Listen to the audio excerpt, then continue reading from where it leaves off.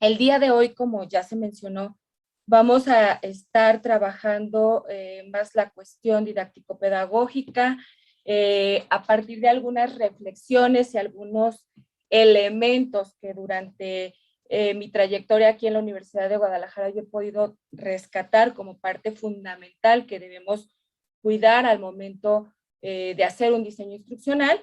Y para ello, pues me voy a permitir compartirles mi pantalla para empezar a reflexionar acerca de nuestro primer tema, el primer tema que nos va a ocupar el día de hoy, que son los fundamentos del diseño instruccional para la virtualización de cursos. ¿Sí? Y en estos fundamentos, pues vamos a estar viendo algunos conceptos clave que debemos poner en común, porque para avanzar en estas cuestiones, lo primero que debemos hacer como miembros de una institución educativa es hablar el mismo idioma. ¿Sí? Entonces, a mí me gustaría iniciar con una actividad práctica, como ya nos comentó la encargada de las relaciones interinstitucionales de Penser.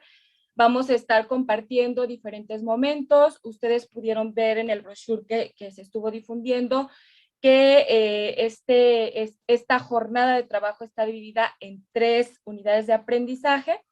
Y durante estas unidades de aprendizaje vamos a ir compartiendo también algunas actividades para interactuar y que no se vuelva solamente una charla unidireccional. Entonces habrá momentos en los que les vamos a estar invitando a pasar a Zoom para realizar algunas actividades, para compartir algunos hallazgos, y estaremos regresando a YouTube y nuevamente estaremos ingresando. Entre cada unidad de aprendizaje tenemos un receso planeado, y al final de cada una de estas charlas, estas reflexiones de unidades de aprendizaje, como ya se mencionó, también tendremos tiempo para preguntas, para comentarios y para reflexiones.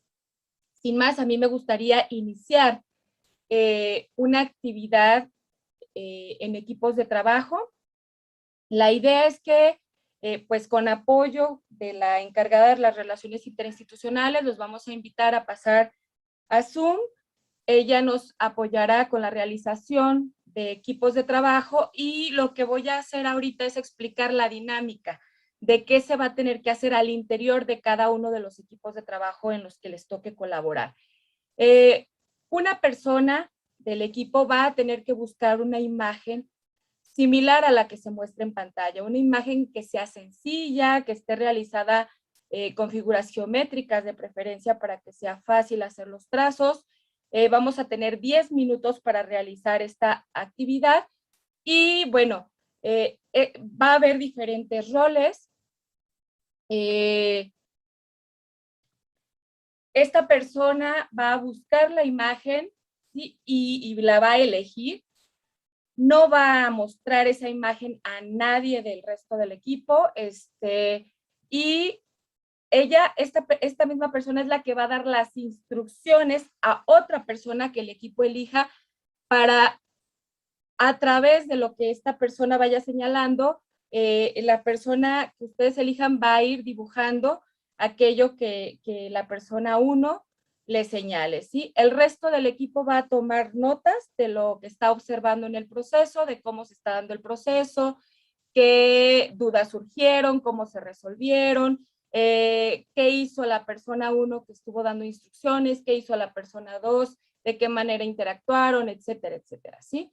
Eh, Dentro de estos roles asignados, pues cada quien va a tener diferente función que nos va a ayudar a reflexionar acerca de la importancia del diseño instruccional. Al final, la persona 1, que fue la que eligió la imagen y la que dio las instrucciones, será la que ponga en una plantilla o en un documento en Word ambas imágenes para poder compartir en pantalla lo que se pretendía que dibujara la persona 2 y lo que en realidad dibujó. Y del resto, pues vamos a a compartirlo más adelante aquí del por qué. Sí, ahora, existen algunas reglas del juego en esta actividad. No se puede decir qué es el dibujo. Es decir, solamente la persona 1 va a conocer el dibujo y ningún otro miembro del equipo lo va a conocer, pero dentro de esas instrucciones que va a estar dando a la persona 2, no puede decir claramente qué es lo que va a dibujar, si es una flor, si es un animal, etcétera, ¿no? Se deben describir las instrucciones lo más claramente posible para quien está dibujando. Vamos a buscar obtener, o el objetivo de esta actividad es buscar obtener el resultado lo más parecido posible a la imagen que fue seleccionada por la persona 1. Se pueden utilizar puntos cardinales o cualquier otra estrategia siempre y cuando no se le den pistas literales a la persona 2 de lo que se pretende que él dibuje. Y bueno, la persona 1, como ya les comentaba, al final tendrá que insertar ambas imágenes en alguna diapositiva de PowerPoint o en algún Word para poder proyectar y comparar. Si no hubiera dudas ni preguntas, me gustaría entonces marcarles el tiempo. En mi reloj son las 8:18, nos estaríamos yendo a trabajar en equipos y regresamos en 10 minutos. Muchas gracias, profesores. Vamos a continuar con nuestra actividad. Me gustaría, antes de entrar yo al análisis de lo que estuve observando en las distintas salas que estuvieron trabajando, primero escuchar si alguno de los que tomó el rol 1, es decir, aquel que dio las instrucciones, quiere comentar. Si me levanta la mano, por favor, para cederle la palabra. Tuvimos por ahí 5 grupos. Adelante, Rafael. ¿Qué escuchaste? ¿Qué sentiste? ¿Qué retos? ¿Con qué retos te enfrentaste? ¿Cómo lo solucionaste? Si nos explicas de manera general el proceso que se vivió, si rápido se pusieron de acuerdo, si rápido insertaste la imagen o la encontraste, ¿cómo le hicieron? ¿Qué retos encontraste? ¿Y qué sentiste tú desde la parte del rol que te tocó jugar en esta actividad? Bueno, no, en principio, pues como no nos conocemos, entonces pues nos era saber, pensábamos que de pronto iba a haber un organizador digamos, de ustedes, que nos iba a decir tal persona va a hacer tal cosa. Como nos dimos cuenta que no había, entonces perdimos casi 2 minutos en tema de que quién lo hace tal y tal cosa. Yo estoy, como se dan cuenta, estoy trabajando desde el celular, porque pues desde el computador me toca estar conectado con el trabajo formal. Entonces, pues me quedaban unas limitantes frente al tema. Entonces, pues finalmente pues lo asumí yo de forma democrática, o sea, no habiendo otras personas que de pronto postuladas, pues entonces me postulé con el ánimo de cumplir con la actividad. Agradezco a la profe Edith, a los profes que intervinieron, que ahorita ya se me pasa el nombre por haberlos conocido inmediatamente, y pues veíamos algunas conclusiones, ¿no? Primero, pues como no había una instrucción clara, pues entonces perdimos parte del tiempo en eso, en que mientras nos poníamos de acuerdo quién hacía cada cosa. Segundo, pues una vez definido, la imagen fue muy sencillo, porque la coge uno por internet o la va por televisión o cosas que tenga en la casa. O sea, eso no, digamos que la obtención de la imagen no fue lo más complicado, sino describirla sin el ánimo de decir qué era, ¿no? No decir matera, no decir casa, no decir, sino empezar a utilizar, pues se me ocurrió a mí, como su merced decía, que utilizáramos figuras geométricas, entonces cuadro, que la S, entonces utilizar lo de los colores, pero algunos compañeros en la reflexión decían, pero eso es siempre y cuando la persona tenga sus condiciones normales, porque si yo digo, era un río, entonces yo dije, una S que rodea los cuadrados de color azul, pues claro, cualquier persona entiende que estamos hablando de un río, pero si la persona tiene limitante visual, digamos desde la infancia, pues difícilmente va a asociar eso con un río y demás. Entonces, esos fueron las principales, digamos, las principales cuestiones que vimos, y en la descripción como tal, lo otro fue, digamos, no solamente la asociación con los colores, sino la asociación con los tamaños, porque entonces decíamos cuadrado, pero cuadrado grande, chiquito, mediano, ¿sí? ¿En qué parte de la hoja? Entonces eso también, pues uno dice cuadrado, pero pues el cuadrado o dice rectángulo o hacer una S, pero hacia qué lado va la S, va adelante, va detrás, va en medio, ¿cierto? Entonces esas cosas, pues obviamente digamos, son necesarias decirlas en el instructivo para que la otra persona pues lo conozca. Pues eso es lo que podría decir desde el rol que a mí me correspondió. Muy bien, muchas gracias. Al final vamos a compartir los productos para comparar. ¿Quién más desde el rol 1? Su experiencia, cómo lo solucionaron, qué retos tuvieron. Adelante, Claudia. Muy buenos días a todos. Básicamente, en nuestro caso, cuando comenzamos la actividad, habíamos 12 en la sala. Comenzamos la discusión en lo que empezaban a unirse, no sabíamos de cuántos eran las personas. Y yo cuando dijeron la instrucción, lo primero que hice fue buscar una imagen, ¿sí? Conseguí pues las imágenes que ustedes tenían proyectadas y conseguí otra. Me pareció buena y dije, oye, puedo proponerla. O sea, no pensé en ningún momento en ser el rol 1. Cuando llegamos, entonces nos pusimos de acuerdo las primeras personas que estábamos allí y comenzamos de una vez con la labor, ¿sí? No, puede creer que no recuerdo el nombre de la persona con la que estaba interactuando en el rol 2. No te preocupes, que ahorita cuando vayamos a... No la recuerdo, pero fue divino trabajar con la persona porque iba, sin decir evidentemente el objeto, coloca en la parte tal, y lo iba haciendo, pero perfecto. O sea, era que me iba llevando la secuencia de las instrucciones muy, pero muy bien. Incluso sirvió el ejercicio para refrescar algunas cosas que teníamos por allí en el olvido. Pues yo le decía, yo soy docente de esa materia, de informática. Y él, ay, qué bien, empezamos a trabajar. Se terminó la imagen, se editó, pero nos quedamos al final cuando alguien tomó la palabra y dijo, hay que poner las dos imágenes juntas en un solo archivo. Yo, ay, ¿cómo así? Y no lograba enviarlo y ahí se nos acabó la sesión. Pero fue bastante significativo porque sin dar las instrucciones fue como Pictionary, pero online. Muy bien, gracias, Claudia. ¿Quién más desde el rol 1? ¿Alguien más que quiera compartir su experiencia?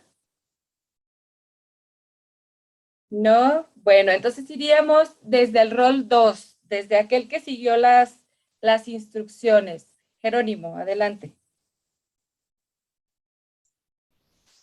Bueno, qué pena, es que tuve un inconveniente con mi usuario y me tocó conectarme con el de mi hijo, pero ahora cambio. Tuve la fortuna de participar desde ese rol, me pareció una experiencia súper chévere. Me pareció, mi sensación fue que me quedaba corta de instrucciones, porque primero no se indicó un punto de partida. Entonces me decían, dibujaba un rectángulo, pero tuve que preguntar porque no sabía en qué ubicación de la hoja tenía que estar ese rectángulo o a qué escala tenía que ser ese rectángulo. Después me daban indicación, listo, nosotros hicimos un semáforo y entonces dibuja 3 círculos en el mismo, dentro del rectángulo. Pero lo mismo, en qué ubicación estaban esos círculos, de qué tamaño, si eran del mismo tamaño, diferentes, si no importaba el orden. Y lo mismo sucedió con unos triángulos, una especie de triángulos, porque no eran literal triángulos, que se debían dibujar fuera, pero pegados, fuera del rectángulo. Entonces se dibujaron por otro lado todo, entonces mi sensación fue quedarme corta de instrucción y lo que comentábamos con mis compañeros era esa necesidad y el cuidado que tenemos que tener nosotros como docentes de dar una indicación súper específica y tener en cuenta que el estudiante no nos va a tener a nosotros en el momento. Por lo tanto, la indicación tiene que ser muy minuciosa, más que cuando estamos en una presencialidad, porque él tiene que tener las cosas súper claras para poder conseguir lo que nosotros estamos esperando que logre el estudiante. De lo contrario, vamos a conseguir resultados súper diferentes y no tiene la culpa el estudiante. Nosotros somos los de la culpa porque estamos asumiendo que él nos entiende esa generalidad y hay que ser súper específico. Muchas gracias. Sí, ¿alguien más desde el rol 2?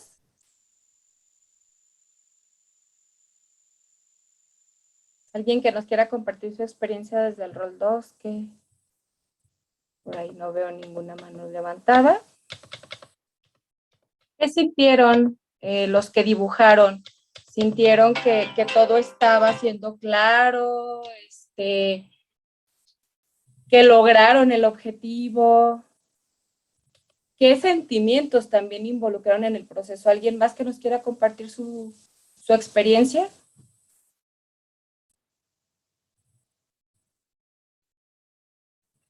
Bueno, si no hubiera alguien más que quiera... Edith, adelante.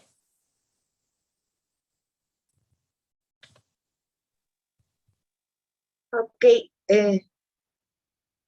¿Sí? ¿Ya me escuchan? Sí, adelante. Mire, yo precisamente, al momento que me estaban dando las instrucciones, yo dibujé esto y era nada más, y era una cajita y yo le decía, a ver, pero ¿cómo? Es la S, que cubre los cuadros y él, sí, y luego en la parte de abajo, ¿dónde? Entonces yo dije, wow, porque primero había hecho esto, ajá, nada más, había marcado los cuadritos. Ya después, mejor la puse en toda la hoja, porque me dijo, es que es en la parte de abajo de la hoja. Y dije, no, entonces tiene que cubrir todo. Y bueno, sí comentamos sobre esa actividad. El profe Rafa, fue el que también, quiero decir, tuvo la iniciativa de organizar el equipo y así para precisamente optimizar tiempo. Bueno, entonces sí es importante cuando nosotros damos las instrucciones ser como muy específicos, tener en cuenta de que, como dijo la profe anterior, que no vamos a estar ahí con los chicos y que ellos también tienen dudas y que de repente yo también me sentía de, ¿cómo le hago? A ver, ¿cómo? Sí, va en esta parte y bueno, esa es mi experiencia. Gracias, muy buen ejercicio. Muchas gracias, Edith. ¿Alguien más? De repente veo aquí 2 manos levantadas, pero no me deja ver quién. Adelante, puede abrir libremente el micrófono si hay alguien por ahí.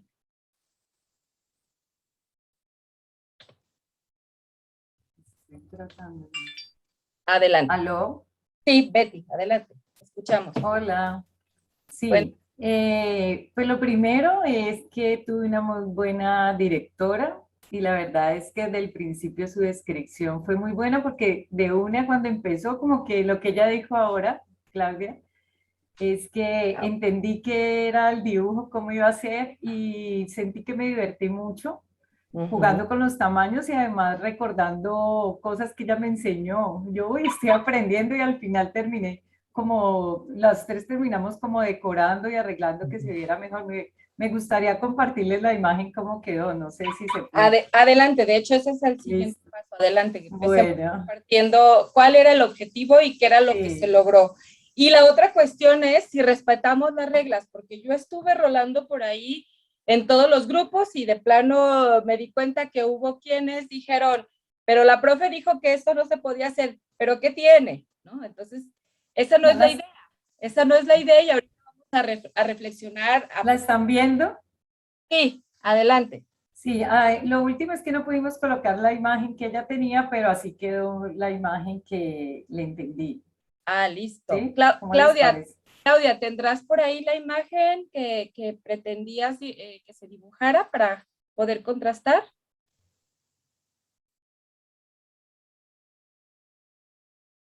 Pues si quieres, entonces vamos a dejar de compartir esta, Edith. Ok. Perdón. Ya vieron la mía, ahora que Claudia comparta la de ella. ¿Sí? Sí, vamos a ver la de Claudia, aunque Ajá. no hay que poner las imágenes juntas para poder comparar. Ok, muy similar. La idea de poner una a un lado del otro, de la otra, es justamente para poder comparar, pero digo, se ve muy, muy, muy parecida, creo muy que. Parecidas. Perfecto. Me gustó mucho esto y me lo imagino también con mis estudiantes. Sí, pero es que Betty hizo algo divino, porque es que yo veía este elefante y el elefante miraba como triste hacia abajo, ¿no? Y el que ella hizo me encantó porque sin decirle yo nada, ubicó el ojo tan bien ubicado que le dio una mirada optimista. O sea, lo puso viendo hacia el frente. Yo, ay, no, divino, divino, divino. Bueno, Muchas aquí gracias, Paula. aprovechando que ustedes ya están aquí hablando, ¿cuál fue su estrategia? Porque efectivamente, como ya se mencionaba, mis instrucciones no fueron muy precisas. Por ahí hubo alguien que esperaba una persona moderando dentro. Yo nunca dije va a haber un moderador en cada equipo. Yo nunca dije utilicen tal o cual herramienta. Ya por ahí Edith nos compartía un dibujo en una hoja. Había otros grupos que lo estaban haciendo a ciegas. Yo no veía que proyectara, porque yo no, que alguien proyectara. Yo dije el que da las instrucciones no puede mostrar lo que se pretende lograr, pero yo nunca dije que el que va a dibujar no puede mostrar una pantalla y poder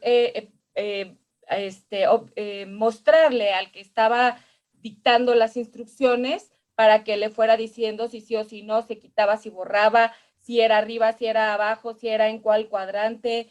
O sea, allí hubo flexibilidad para que ustedes hicieran y resolvieran como quisieran, ¿no? Y este ejercicio me gusta mucho. Bueno, tengo varios ejercicios cuando doy estos cursos de diseño instruccional, porque me gusta que vean cómo desde actividades muy sencillas uno puede ponerse del otro lado, del lado del estudiante. Hubo por ahí también quien comentó, bueno, y los que estamos en YouTube no sabemos qué tenemos que hacer. No colocamos instrucciones en YouTube para decir, estamos en Zoom trabajando, ya se acabó el curso, no se acabó el curso. Entonces, ese es el tipo de inquietudes y hay un sentimiento de angustia, de ansiedad, de soledad por parte de los estudiantes, y cuando nosotros como profesores no pensamos la dinámica en su totalidad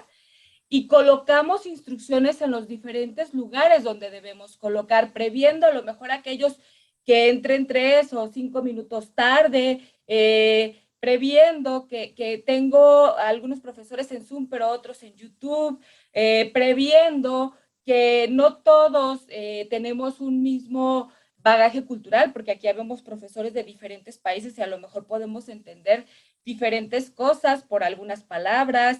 ¿Qué otras cuestiones? Previendo los medios y las herramientas que sabemos utilizar, ¿no? Para resolver de la mejor manera lo que yo estoy haciendo. ¿Qué hubiera sucedido si yo, por ejemplo, no dejo que lo hagan de una manera tan flexible? Yo lo dejé flexible porque también es parte de la creatividad, y uno como profesor en esta cuestión del diseño instruccional tiene que ir midiendo hasta qué punto yo puedo ser flexible y hasta qué punto no, porque los alumnos se me pierden, ¿no? A lo mejor yo hubiera podido decir, no, necesito que utilicen la pizarra de Jamboard, y a lo mejor ahí ya le meto una cuestión que lo hace todavía más complejo, porque no puedo a lo mejor garantizar que todos los profesores que están aquí en este curso sepan manejar esa herramienta tecnológica. Entonces, estas actividades están presentes tanto en la presencialidad como en la virtualidad, como en los modelos mixtos, ¿sí? Y le vamos añadiendo ingredientes de complejidad, porque no solamente cuando hablamos de diseño instruccional nos referimos a instrucciones claras, que ese es el fin último, sino que lo que está detrás, es el logro de los objetivos o las competencias que queremos desarrollar en el estudiante, con criterios claros para que ellos puedan hacer lo que yo quiero que ellos hagan, pero no solamente nos quedamos en el hacer, sino también vamos a evaluar esos aprendizajes, y toda esta cuestión debe de tener una congruencia didáctico-pedagógica, tanto en los medios como en las formas, ¿sí? Partiendo evidentemente de lo que yo quiero desarrollar. Hay teorías de aprendizaje detrás. Entonces, claro, al final, si yo tengo muy detectado el objetivo, la competencia, pero no sé cuál es la mejor estrategia instruccional, no sé cuáles son los mejores medios o herramientas no sé redactar instrucciones claras, precisas, momentos, separar las ideas, ver los caminos para lograr esos aprendizajes, lo que vamos a hacer es perder a los estudiantes. Hablando de un diseño instruccional en línea, esto se vuelve más complejo, porque cuando yo los tengo en el salón de clases, pues los estudiantes me están viendo, ven mis expresiones, ven si la maestra está contenta, si ya está haciendo caras de que me estoy perdiendo, o si la persona que me está dando las instrucciones hizo algún gesto que me deje ver que por ahí no es el camino. Pero cuando estamos desde estas modalidades, ya sea remotas o totalmente virtuales a partir del uso de un LMS, esto cobra muchísima más importancia, ¿no? Y sobre todo, hablando de estos ingredientes que le añaden complejidad, lo que ya mencionaba el profesor Rafael en su intervención y que ahorita es un reto para todos, esta parte de la inclusión educativa, la neurodiversidad, y bueno, también las posibilidades que ya tienen los LMS y las tecnologías de información y comunicación para que hagamos materiales inclusivos, ¿sí? PowerPoint, por ejemplo, ya tiene algunas herramientas para hacer los materiales inclusivos, el propio Word, hay algunas herramientas.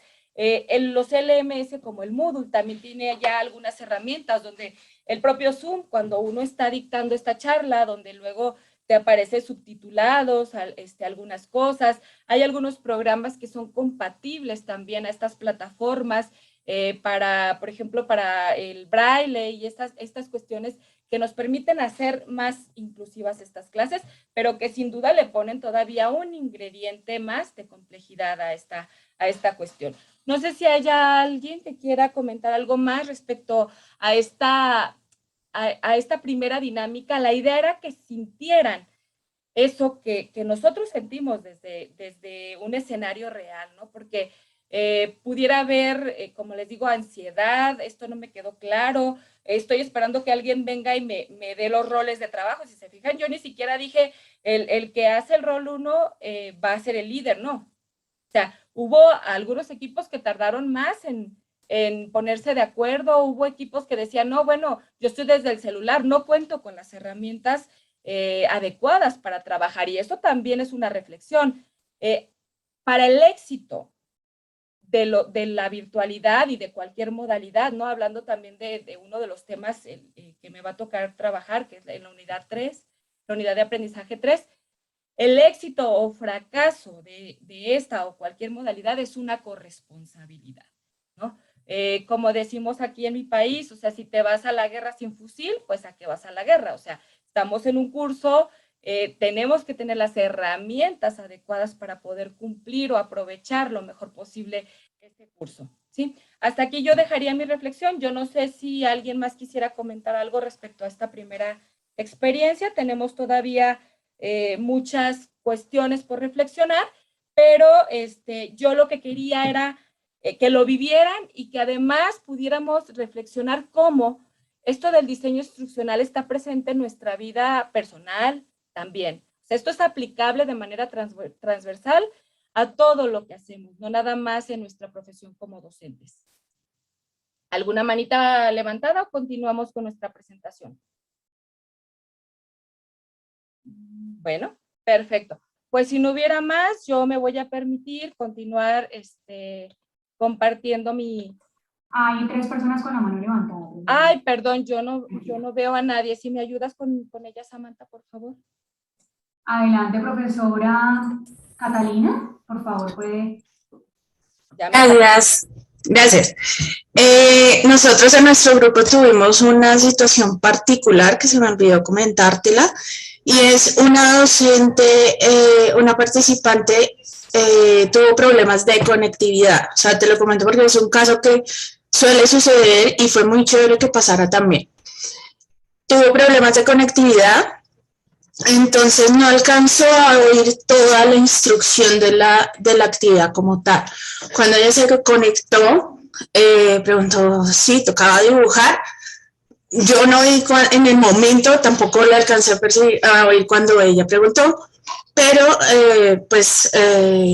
al parecer sí obtuvo una respuesta y empezó a dibujar el dibujo que ya estábamos mostrando sobre el objeto que se describió. Entonces ella empezó por su cuenta a dibujar el semáforo tal cual y lo dibujó todo. Al final nos dijo, listo, voy a mostrar el dibujo. Y estaba igualitico. Entonces le pregunté, profe, ¿lo dibujaste al pie de la instrucción? Dijo, no, yo no vi que tocaba al pie de la instrucción. Entonces fue muy bonito también porque es una situación que se da con los estudiantes. Entonces, tenemos problemas de conectividad con los estudiantes, no siempre cuentan ellos con un buen internet. Entonces, para también tener en cuenta como esas situaciones específicas y cómo puede impactar en el resultado del estudiante. Totalmente de acuerdo contigo, Catalina. Yo creo que si algo debió haber hecho esta pandemia con nosotros es hacernos más empáticos. ¿Sí? Creo que por ahí el video que se hizo viral, seguramente les habrá llegado a ustedes, no lo sé. Hubo por ahí un video de una profesora aquí en México que a inicios de la pandemia, bueno, ustedes saben que todos nos fuimos a docencia remota y ahorita vamos a hablar justo de esta puesta en común de conceptos, de cómo le vamos a llamar a cada cosa y qué implicaciones tiene, y cómo desde estos conceptos elementales podemos nosotros ya generar un diseño instruccional. Pero había un video que en mi país hizo viral donde la profesora les decía a los estudiantes, abran la cámara, si no abren la cámara tienen falta, les hablaba de una manera pues muy grosera, muy golpeada, era como muy dictatorial, ¿no? Entonces se hizo viral justamente cuestionando, y creo que esto es parte de lo que también nos ha llevado a reflexionar la pandemia, nuestro rol como facilitadores, ¿sí? Ya no somos aquellos profesores inquisidores que tenemos el conocimiento único y que somos todos cuadrados. No, a ver, además de esta cuestión que ya de por sí es compleja desde la educación, pues estábamos viviendo una situación y seguimos hablando justamente de esos problemas de conectividad de nuestros países.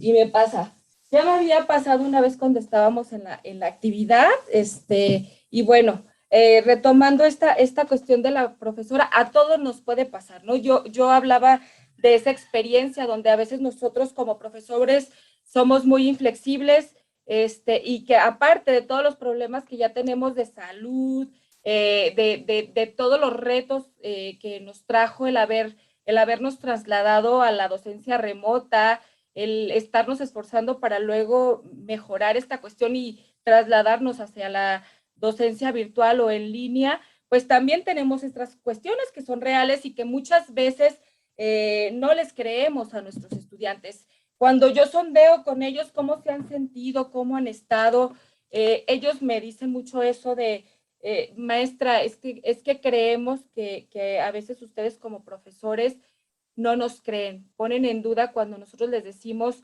que no tenemos internet, que no tenemos las herramientas necesarias para cumplir. Y creo que eso es parte de nuestra función como asesores virtuales, ser empáticos y resolver con las herramientas que tenemos, y no querer tampoco forzar a los estudiantes a tener la última tecnología, porque a veces ni nosotros mismos como profesores lo sabemos, lo tenemos, perdón.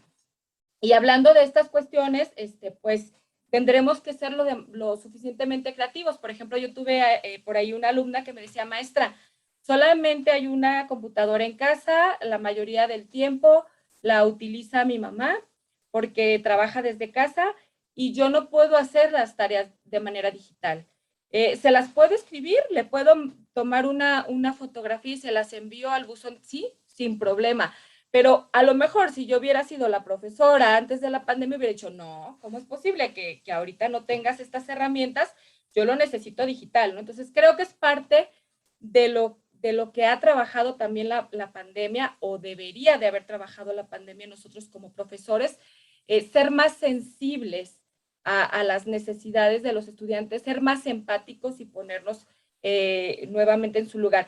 Y bueno, antes de dar la palabra a Durga y a Wilbur, que tienen por ahí la mano levantada, me gustaría hacer nada más el paréntesis de que justamente yo estoy teniendo problemas de conectividad. Si me vuelve a sacar por ahí la computadora, ténganme paciencia, yo vuelvo y regreso. Adelante, Durga, con tu intervención.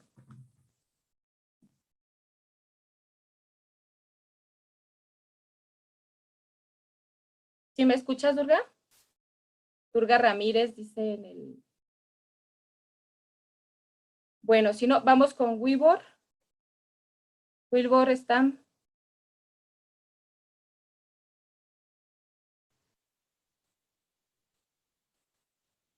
Adelante, Wilbur, te escuchamos.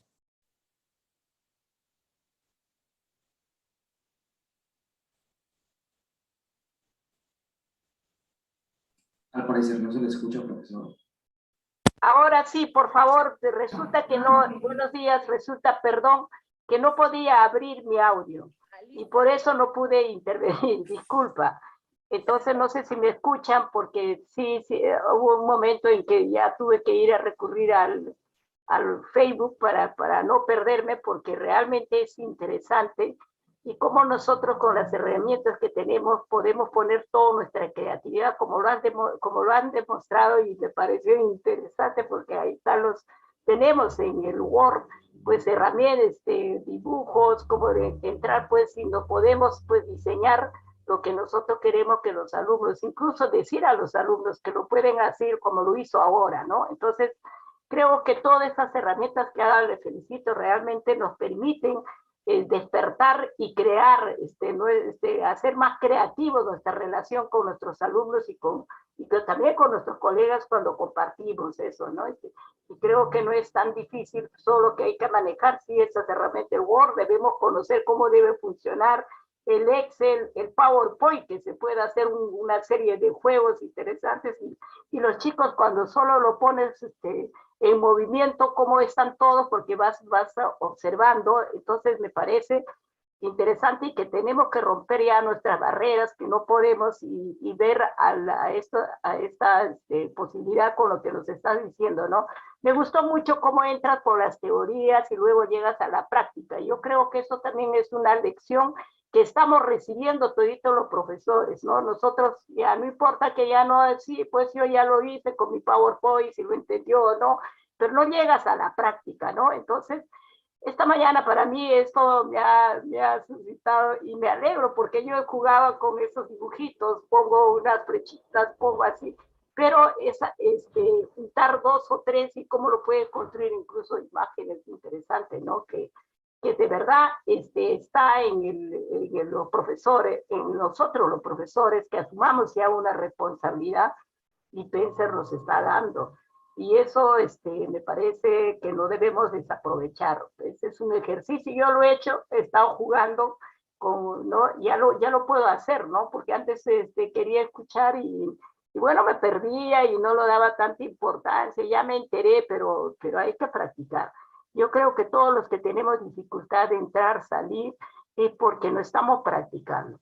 Ahora pues tenemos problemas de la conectividad, porque yo he estado yéndome a Facebook, porque poniendo ya una nota que no puedo entrar, porque no podía abrir el micrófono.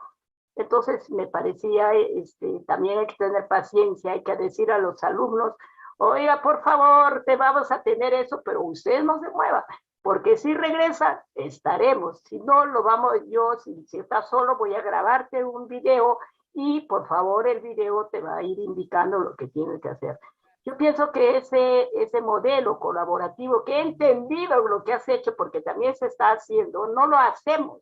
Ese modelo colaborativo es importante, porque estás diciendo ahora colabora. Yo no te voy a enseñar siempre, no te voy a decir cómo debes ir. A ver, te voy a ir dirigiendo ese colaborativo, ¿no?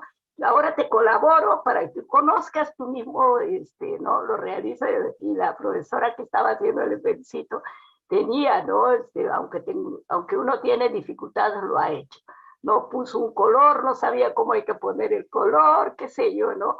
Hay una serie de situaciones que se presentan, pero los colores hay que poner también, pero me gustó mucho, ese es lo colaborativo. lo que a veces sabemos la teoría, pero no lo hacemos. Y le felicito, Rosa, disculpa que te diga así, Rosita, realmente es para mí, yo lo digo así porque tengo que reflexionarlo, porque ya no es repetir, como demostrar si sabes o no, sino es cómo ya lo estás asimilando. Por eso estoy interviniendo y si me estoy explayando, pues bueno, estoy diciendo lo que tenemos que decir, porque estamos colaborando con ustedes también, cómo estamos recepcionando y cómo debemos hacer ya con la experiencia, ¿no? Esto me está suscitando una serie de experiencias importantes que puedo ser muy buena en mi curso, pero si yo no sé la manera de llegar, no vale para nada. Y esto cuesta dedicación, amanecerse, estar estudiando, tener siempre presente a Spencer con todos sus trabajos, ¿no? Entonces, ahora sí, yo no podía certificarme porque no sentía que sabía. Ahora sí voy a pedir el certificado, porque la verdad que ya siento que sé, entonces también, por eso no era porque no quería, inscribir, pues Spencer te da la posibilidad incluso de un certificado, que de hecho se tiene que poner lo que pues, es necesario para la elaboración, porque todos trabajan y lo van pasando pues la saliva, pues yo digo, ¿no? Sino que es necesario también justificar esa situación con el abono que podemos dar con lo que está haciendo. Y esto también tienen que entenderse, porque hay todo un equipo que está manejando, ¿no? Yo he aprendido también acá yo tengo yo le digo, y te voy a presentar en AniDix, por ejemplo, yo hago, entra el AniDix, yo te voy a dar y, a ver, maneja mi computadora y yo te voy a ir indicando, ¿no? Entonces, también había sido una herramienta importante. Entonces dice, a ver, construyeme tal cosa. Entonces lo están haciendo conmigo, ¿no? Porque yo no puedo hacer ambos, ¿no? Entonces no lo puedo ver, porque esto es bonito lo que está haciendo, porque cuando uno entra el alumno no lo ves. Entonces yo con esta herramienta, y quería decirles, con esta herramienta, yo digo, a ver, entre por favor, pongo esto y entra a mi pantalla. Y digo lo que ustedes están diciendo porque hay que aprender.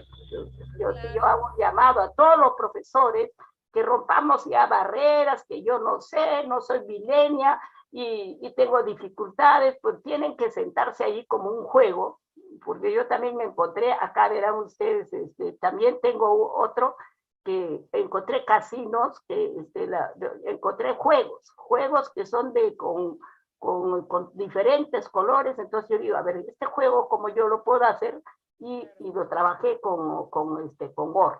Quería felicitarle y discúlpame que estoy compartiendo realmente la experiencia que estoy teniendo. Una de las cosas, lo enmarco, yo no es porque no he querido la certificación, si quiero la certificación, pues para mí va a ser un recuerdo, ponerlo un cuadrito bien bonito. ¿Para qué? Porque fue difícil mi conocimiento. Esta vez sí lo voy a pedir. Muchas Entonces, gracias, que con eso. Gracias por compartirnos tu experiencia, y efectivamente yo creo que lo más complejo para nosotros como profesores es aprender a desaprender. Eso es parte también de lo que tenemos que hacer. Adelante, Wilbur, y con esta intervención termino porque todavía tenemos una agenda muy amplia para continuar. Adelante, Wilbur. Bueno, muchas gracias, y de verdad que los apuntes de la profesora Durga son muy claros y precisos.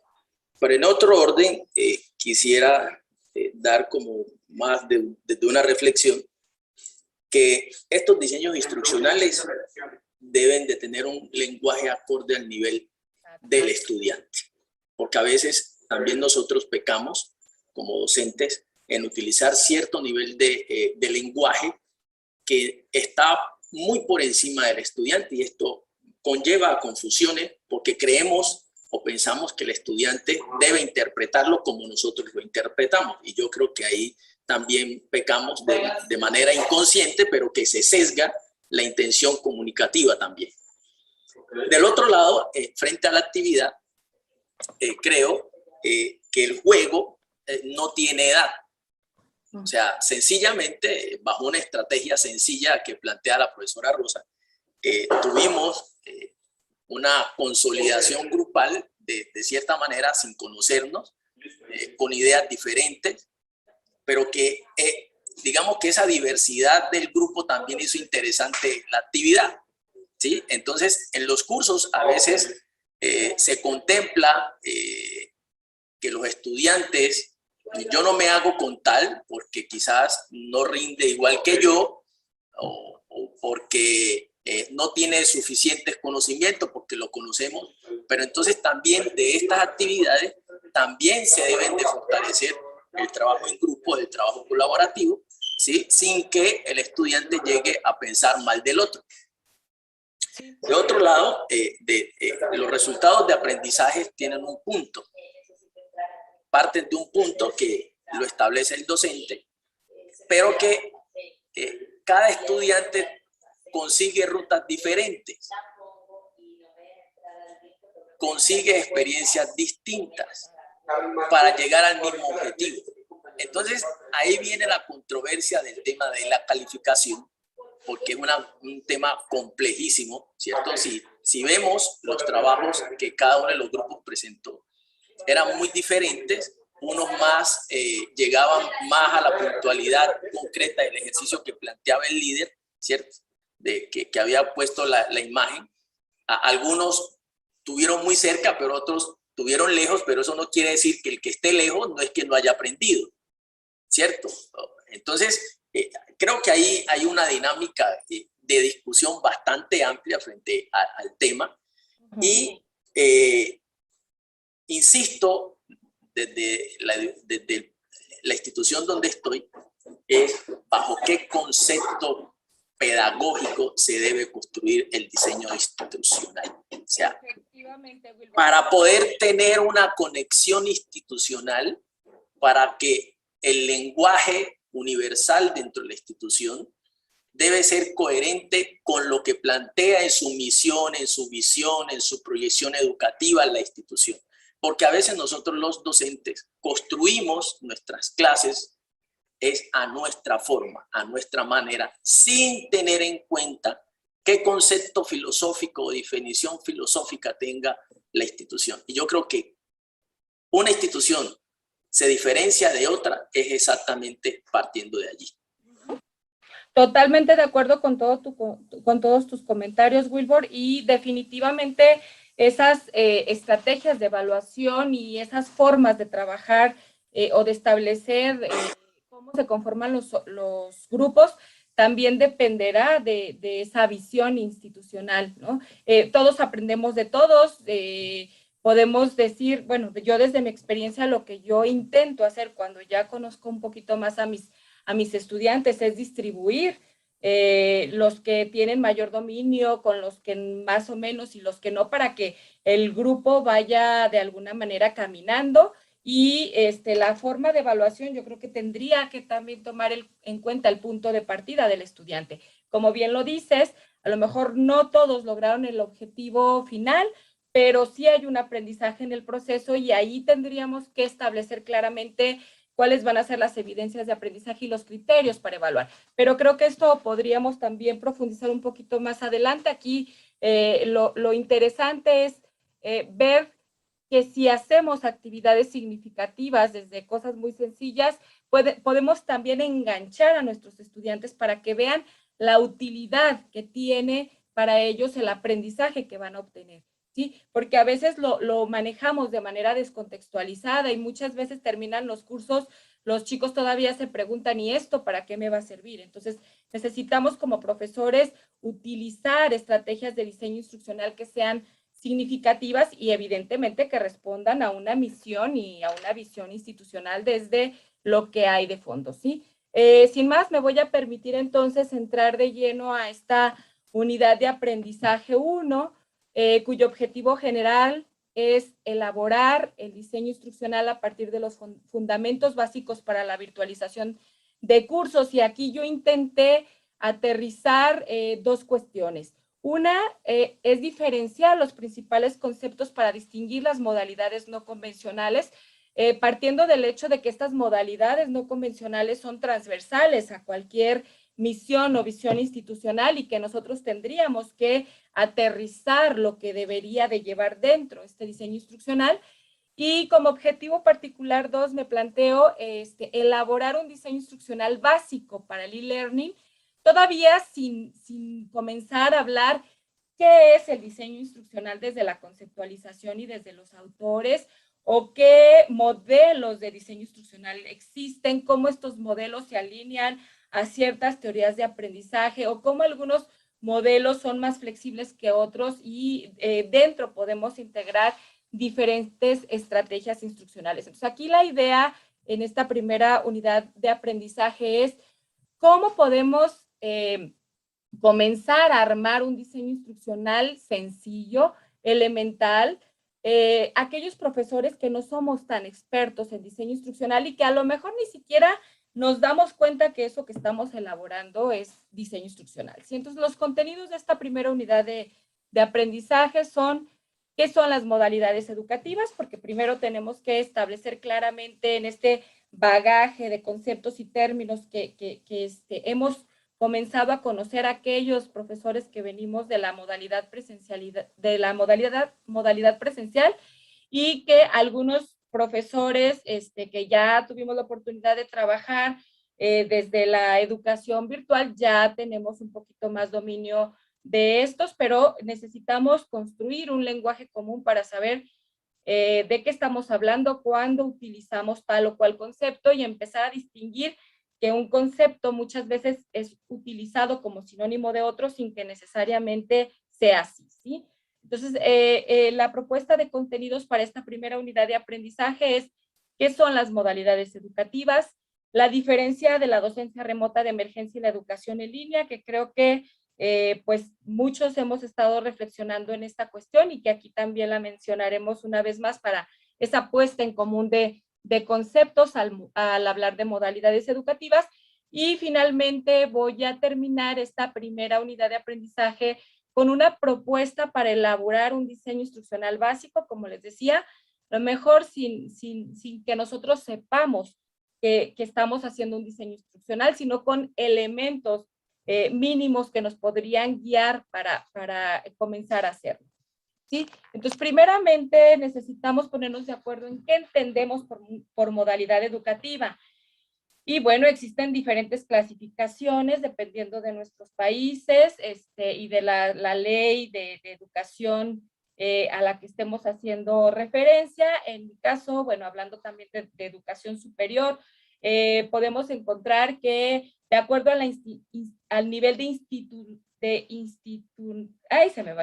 institucionalización de la educación, podríamos hablar de una modalidad escolarizada, no escolarizada. También, de acuerdo a la flexibilidad, podríamos hablar de una modalidad abierta, pero en este caso, para comprender lo que a mí me interesa que comprendamos, me voy a centrar en una definición de modalidad educativa que está delimitada por la presencia en tiempo y espacio. Es decir, ¿qué tanto el profesor y el estudiante se encuentran en cierto lugar o a través de ciertas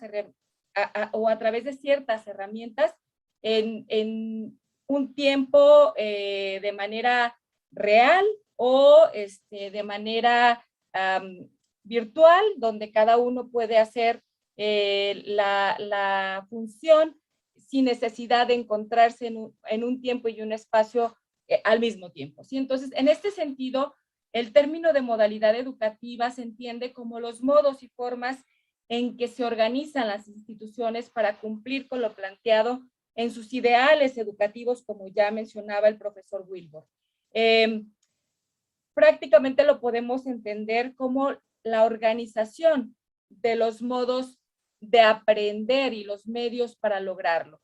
Desde esta definición podemos encontrar un sinfín de conceptos que ya venían siendo utilizados desde la educación a distancia y que se han puesto muy en boga a partir de la contingencia del COVID-19 para irnos a trabajar desde casa. ¿Sí? Hablamos de una modalidad presencial en la cual todos estamos familiarizados, o la mayoría venimos de esa modalidad donde estamos acostumbrados a encontrarnos con el estudiante en el aula presencial de nuestras universidades. Hablamos también de una modalidad en línea o virtual, ¿sí? Hablamos de modalidad mixta, hablamos de modalidad híbrida, hablamos también de aprendizaje inmersivo y una cuestión de conceptos que han empezado a aparecer.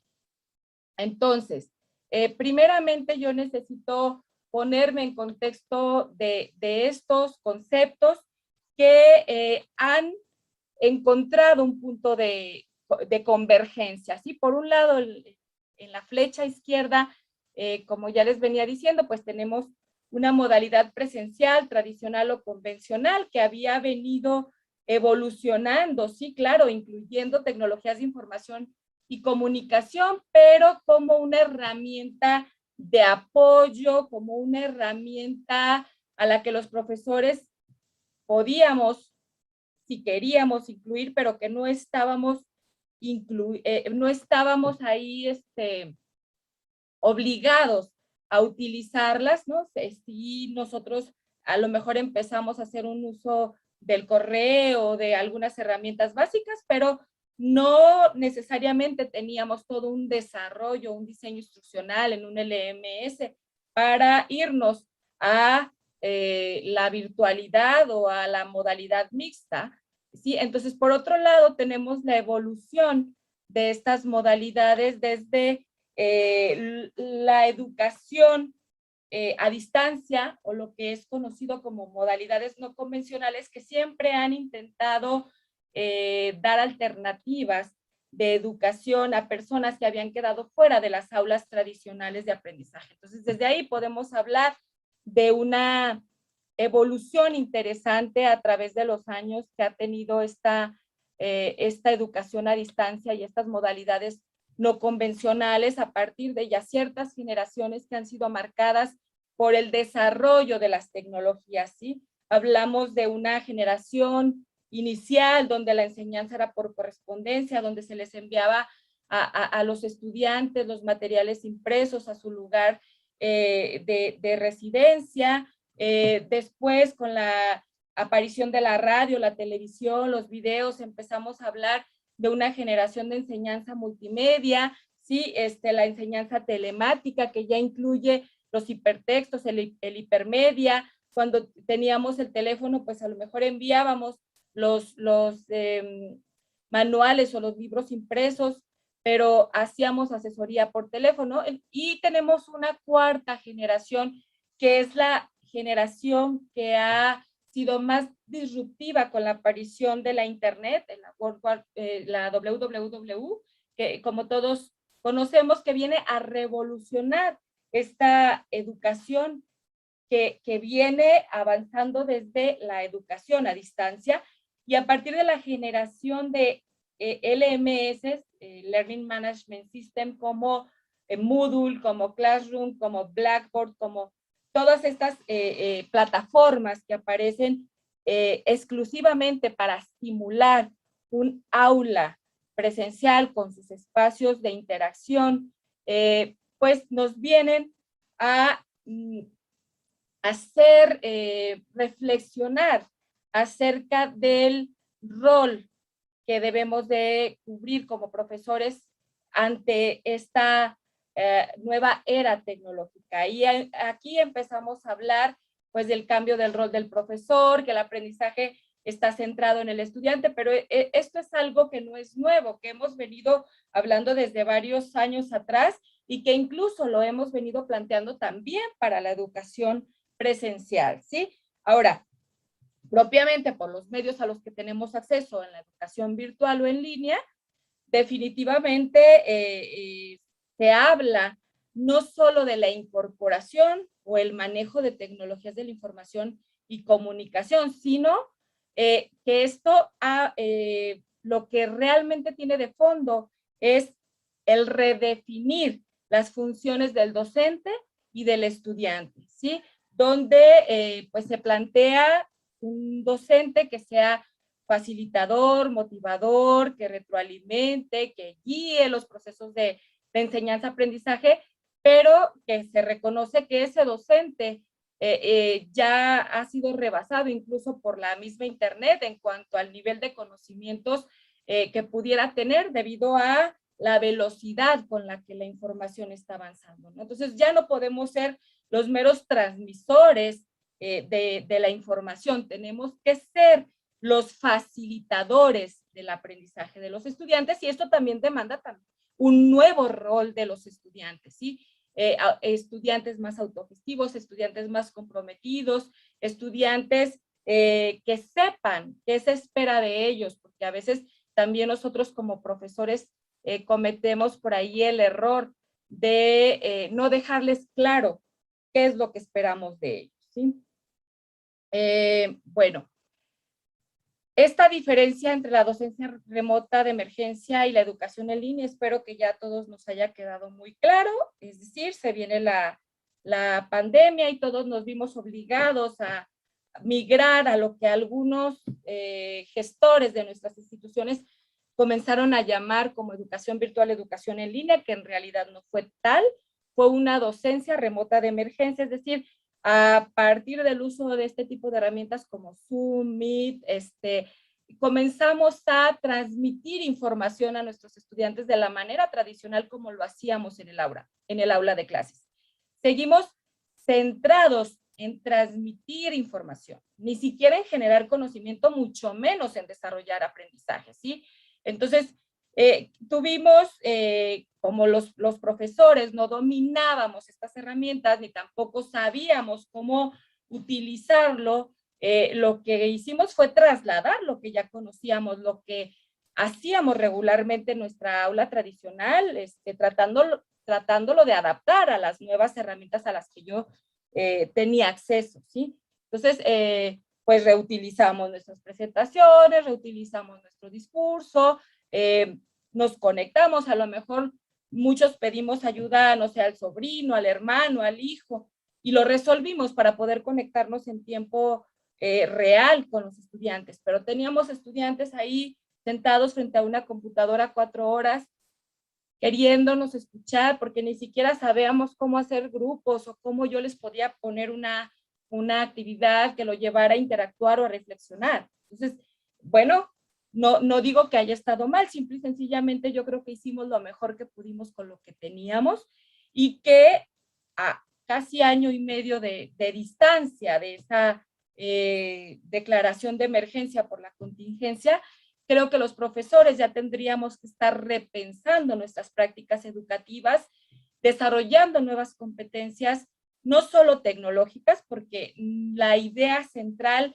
es la tecnología puesta a disposición de la pedagogía, es decir, el centro sigue siendo el aprendizaje y cómo voy a lograr ese aprendizaje, y alrededor pues yo tengo una gama de herramientas y posibilidades que puedo integrar para cumplir con esta cuestión, ¿sí? Entonces, la docencia remota tiene que quedar atrás, o debió ya de haber quedado atrás. Ya tuvimos tiempo de saber qué nos funciona, qué no nos funciona, la fatiga de Zoom, todas estas cuestiones de salud mental, no solo de los estudiantes, también de los profesores, porque también hemos tenido retos de todo tipo, ¿no?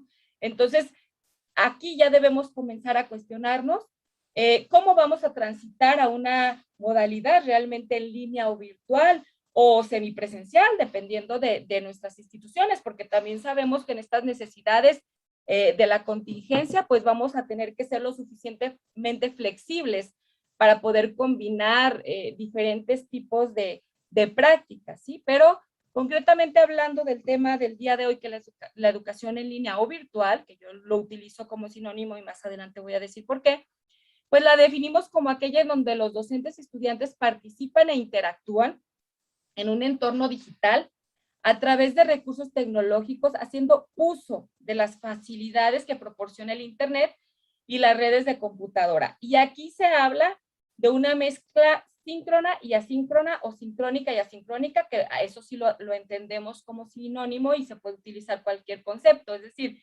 yo tengo que elegir como profesor, una vez que sé que quiero que mis estudiantes aprendan, pues las estrategias instruccionales que me permitan que ellos aprendan lo que quiero que aprendan, y después elegir qué herramientas virtuales de la gama de posibilidades que tiene mi institución o de la gama de posibilidades que son libres y gratuitas o incluso de las que yo puedo pagar, me conviene para lograr esos aprendizajes.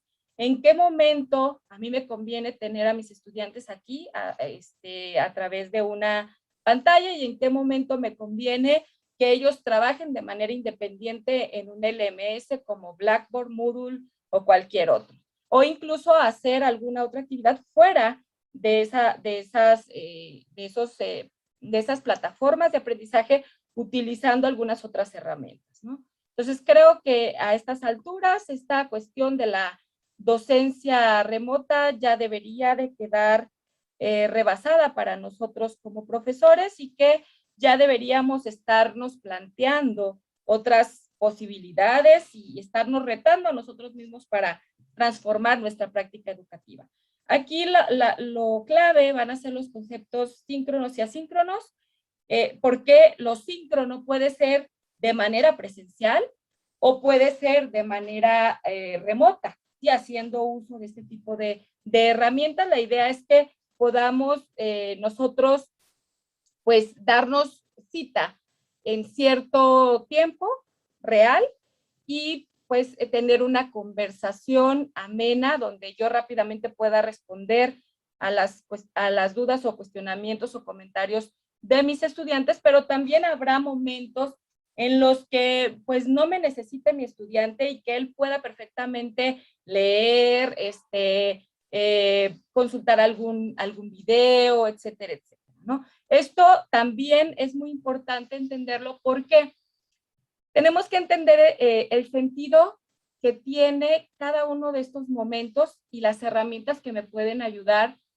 a utilizarlos, ¿sí? Hablando como de esos casos y de esas prácticas en los que uno también aprende, porque a veces yo coincido con los autores que dicen que echando a perder a veces aprendemos más, ¿no? Yo escuchaba por ahí algunas experiencias de estudiantes que me decían, maestra, es que yo no sé por qué el profesor nos quiere sentados aquí a las 8 de la noche, que es mi clase, ¿sí? De 8 a 10 de la noche, cuando lo único que hace es prender el Zoom y reproducir un video que él grabó previamente, donde él está hablando.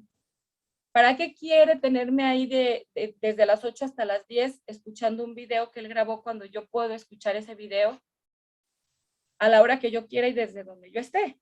Entonces, eso es lo que tenemos que reflexionar los profesores. A ver, las herramientas que yo estoy eligiendo son las apropiadas, las formas en las que yo estoy estableciendo mis dinámicas de enseñanza-aprendizaje son las apropiadas, haciendo uso de estos medios y hablando sobre todo de la educación virtual, ¿sí? Ese es el cuestionamiento de fondo. Ahora, poniéndonos de acuerdo en qué entendemos ante el bagaje de conceptos para hablar de modalidades educativas, pues tenemos, por un lado, del lado izquierdo, una modalidad que es 100% presencial, que es a la que la mayoría de nosotros estamos acostumbrados, donde acudimos a un aula de clases en nuestra institución educativa y coincidimos al mismo tiempo en un mismo horario con nuestros estudiantes.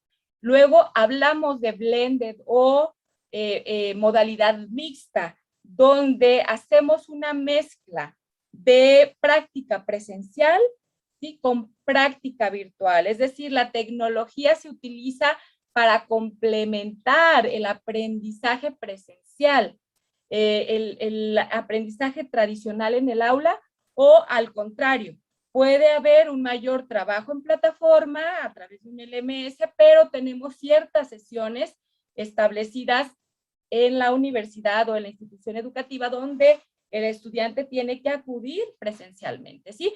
Y ahí tenemos una gama de posibilidades, porque podemos tener 20% presencial, 80% virtual, 50-50 o 20-80.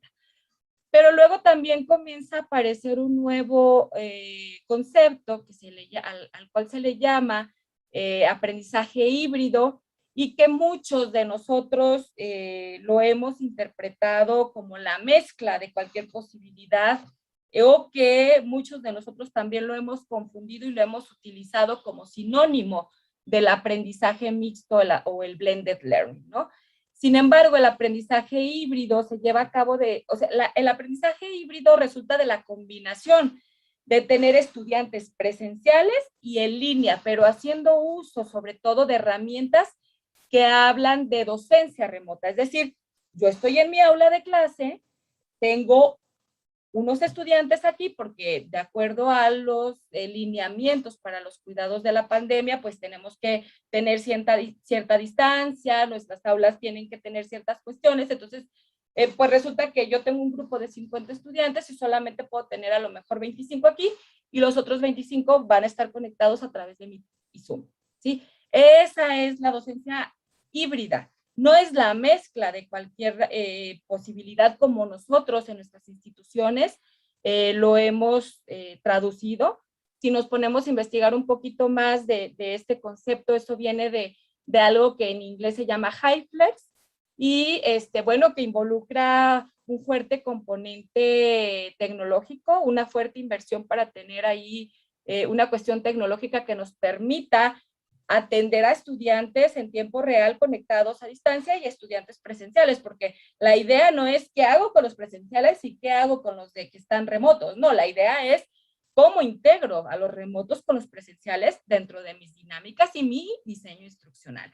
Entonces, es un modelo complejo y que tiene un fuerte componente logístico también para que el profesor sepa, pues, moverle a la tecnología. Y en esto empiezan a aparecer pues estas cámaras que nos siguen como profesores, que enfocan al que habla, que enfoca cuando escribimos en el pizarrón, etcétera, etcétera. Y bueno, y que esas tecnologías tienen pros y contras porque son tecnologías relativamente nuevas que apenas estamos calando y estamos experimentando y estamos descubriendo áreas de oportunidad. Y finalmente tenemos la educación virtual o online. Aquí es importante también decir que muchas veces el término online se confunde con el término de docencia remota porque creemos que es, pues sí, estoy de manera digital, pero en tiempo real. Sí, cuando uno se va a revisar la literatura, lo que vemos es que online, e-learning y virtual generalmente se utilizan como sinónimos. ¿Sí? Entonces aquí es importante tener claridad cuando nosotros estamos utilizando un concepto u otro. Cuando hablamos de una modalidad virtual o en línea, todo el proceso de enseñanza-aprendizaje sucede pues por medios digitales, ¿sí? Y puede ser, o como nace de esta evolución de la educación a distancia, fue completamente asincrónica, haciendo uso de los LMS, como Moodle, Classroom, etcétera. ¿Por qué? Porque en ese momento, cuando se viene el boom del e-learning, no teníamos herramientas de videollamado, videoconferencia tan accesibles como estas. Lo que hacían las instituciones que nacieron a distancia y que a partir de la evolución se convirtieron en universidades virtuales era tener un aula específica para hacer este tipo de enlaces y los enlaces eran punto a punto, es decir, se acondicionaba como una especie de laboratorio que se le llamaba aula de videoconferencia. Me acuerdo perfectamente que había muchísimos aparatos tecnológicos y había cierto mobiliario establecido de cierta manera, que también eso tiene que ver con una teoría de aprendizaje de fondo, y había que saber utilizar el control. Había una persona encargada del aula de videoconferencia porque se tenía que conectar de punto a punto, es decir, universidad con universidad. Por ejemplo, la UNAM con la UDG o con cualquier otra universidad del mundo, y los estudiantes tenían que trasladarse a esos puntos donde la universidad tenía instaladas estas aulas, ¿sí? Entonces, esto desaparece gracias al avance de esta tecnología, donde pues ya con Meet, Zoom y todas estas herramientas, pues al alcance de un clic, podemos estar conectados en tiempo real, vernos, hablarnos y esto ha sido una maravilla, ¿no? Entonces ya cuando hablamos de cursos virtuales, podemos también hablar de la mezcla de eventos síncronos y asíncronos, haciendo esta interacción en cuanto al uso de herramientas que nos permitan trabajar en tiempo real o de manera independiente con los LMS. Y ahí nuevamente aparece una gama de posibilidades. Podemos hablar de 80% remoto, 20% de trabajo independiente en línea en un LMS, o 50-50, o al contrario 80-20, ¿sí?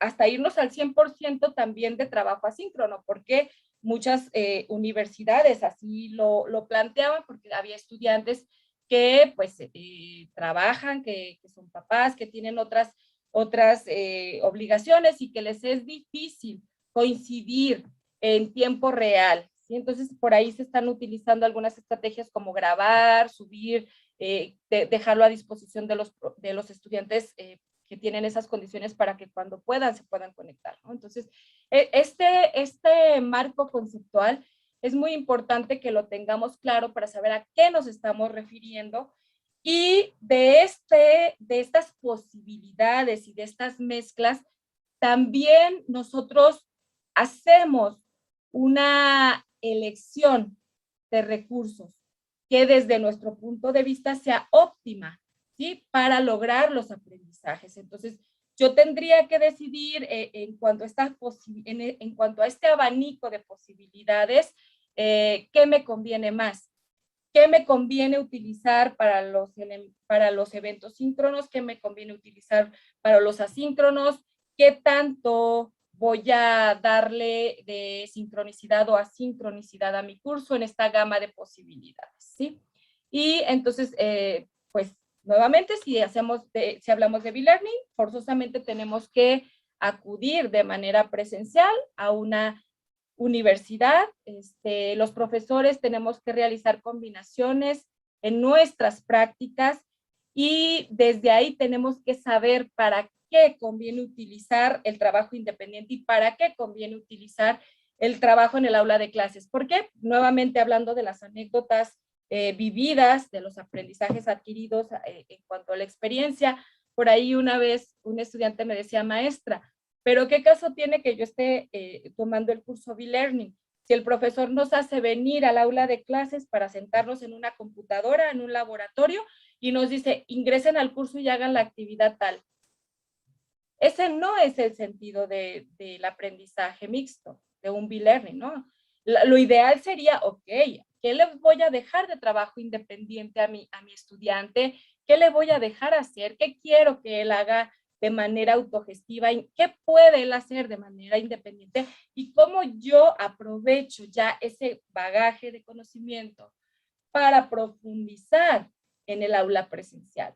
Se hablaba también muchas veces por parte de los profesores de: es que no leen, no vienen preparados. Bueno, habrá que establecer claramente mecanismos para que ellos lleguen ya preparados, pero otra cuestión que se manejaba, que ha funcionado mucho, es hay que verificar el tamaño de las lecturas que tú le estás dejando, hay que verificar el abanico de materiales que estás utilizando, porque si todo el tiempo lo estás poniendo a leer 50 cuartillas antes de venir a tu clase, toma en cuenta de que a lo mejor tu estudiante tiene 7, 8, 10 materias que le exigen lo mismo, y a lo mejor por eso no está cumpliendo lo que tiene que cumplir antes de venir. Entonces, nosotros como profesores tendríamos que cuestionarnos: ¿para qué yo necesito que él lea eso? ¿Hay alguna otra forma más fácil que yo pueda hacer que él lo vea, que él lo comprenda? No sé, a lo mejor hay algún video que se lo explique sencillamente en 10 minutos. No digo que nos los pongamos a leer, por supuesto que los tenemos que poner a leer, pero creo que a veces nos quedamos los profesores con esa idea de: entre más lo pongo a leer, soy mejor profesor. Y creo que eso no es así, ¿sí? Hay una gama de posibilidades que podemos utilizar para lograr interesar, lograr motivar, lograr enganchar a nuestro estudiante, y que él realmente haga su trabajo individual para cuando llegue a nuestra aula presencial, ¿sí? Entonces, privilegiando las metodologías de aprendizaje activo y también el aula invertida, ¿sí? Eso se plantea mucho y para mí yo creo que es muy importante en el sentido de que te permite establecer claramente los momentos. ¿Qué voy a hacer al principio de cada actividad? ¿Cómo voy a combinar? ¿Qué me toca a mí como profesor? ¿Qué le toca a él como estudiante? Y aquí nuevamente reitero la aclaración de que algunos hablan de la modalidad blended como si fuera la híbrida o la híbrida como si fuera la mezcla de todas las posibilidades y no es así. Bueno, ¿qué debemos considerar para el diseño instruccional de un curso mixto? Planeación didáctica del curso, módulo, curso, taller completo, ¿sí? Y esto es para cualquier modalidad. Si nosotros no tenemos claridad en la competencia o el objetivo final del curso, vamos a ir diseñando a cuentagotas y entonces podemos correr el riesgo de desviarnos en cuanto a la congruencia que van a tener nuestros cursos. Debe haber claridad en el encuadre, en las actividades presenciales y actividades en línea, es decir, en qué momentos yo voy a acudir al aula, ¿para qué? ¿Con qué objetivo? ¿Con qué dinámica? ¿Qué voy a hacer en línea? Y además, debe haber una variedad de actividades presenciales y en línea partiendo de las estrategias instruccionales que existen y del abanico de posibilidades de trabajo activo, ¿no? Que es lo que se intenta priorizar, no sé, aprendizaje basado en proyectos, aprendizaje basado en problemas, aprendizaje basado en retos, toda esta cuestión que se ha ido manejando también del design thinking y todas estas cuestiones, bueno, que ya cada profesor elegirá qué es lo que le viene mejor para el curso y su objetivo, su competencia final, ¿sí? Debemos cuidar la congruencia pedagógica de lo presencial y lo virtual, no verlo como algo desvinculado. O sea, en lo presencial le pido esto y en lo virtual le pido aquello. No, a ver, esto que le pido en lo virtual, ¿cómo yo lo vinculo en lo presencial para profundizar, para debatir, para aclarar dudas, para hacer un cierre, para una puesta en común, qué sé yo? Pero no lo debemos ver como algo desvinculado e incongruente, porque entonces ahí también los estudiantes nos van a empezar a cuestionar. Hay que cuidar la interacción activa con los estudiantes y ser muy claros con ellos, así como somos en nuestra aula presencial de las reglas del juego, qué pueden esperar en lo presencial y qué pueden esperar en lo virtual. Y sobre todo, establecer dónde voy a retroalimentar si yo hago esta mezcla, dónde voy a calificar, con qué criterios, en dónde los puedo ver y cada cuánto yo te voy a estar monitoreando o por qué medios te voy a estar respondiendo, porque es algo que les causa mucha angustia a los estudiantes. No solo el diseño instruccional no solamente implica ya subí los materiales, ya subí las instrucciones, no, implica hasta la implementación y la evaluación de ese curso y cómo esto retroalimenta nuevamente mi curso para hacer mejoras. ¿En qué actividades tuvieron mayores problemas mis estudiantes? ¿Por qué no lo están entendiendo? Es la actividad completa, son las instrucciones, son los materiales.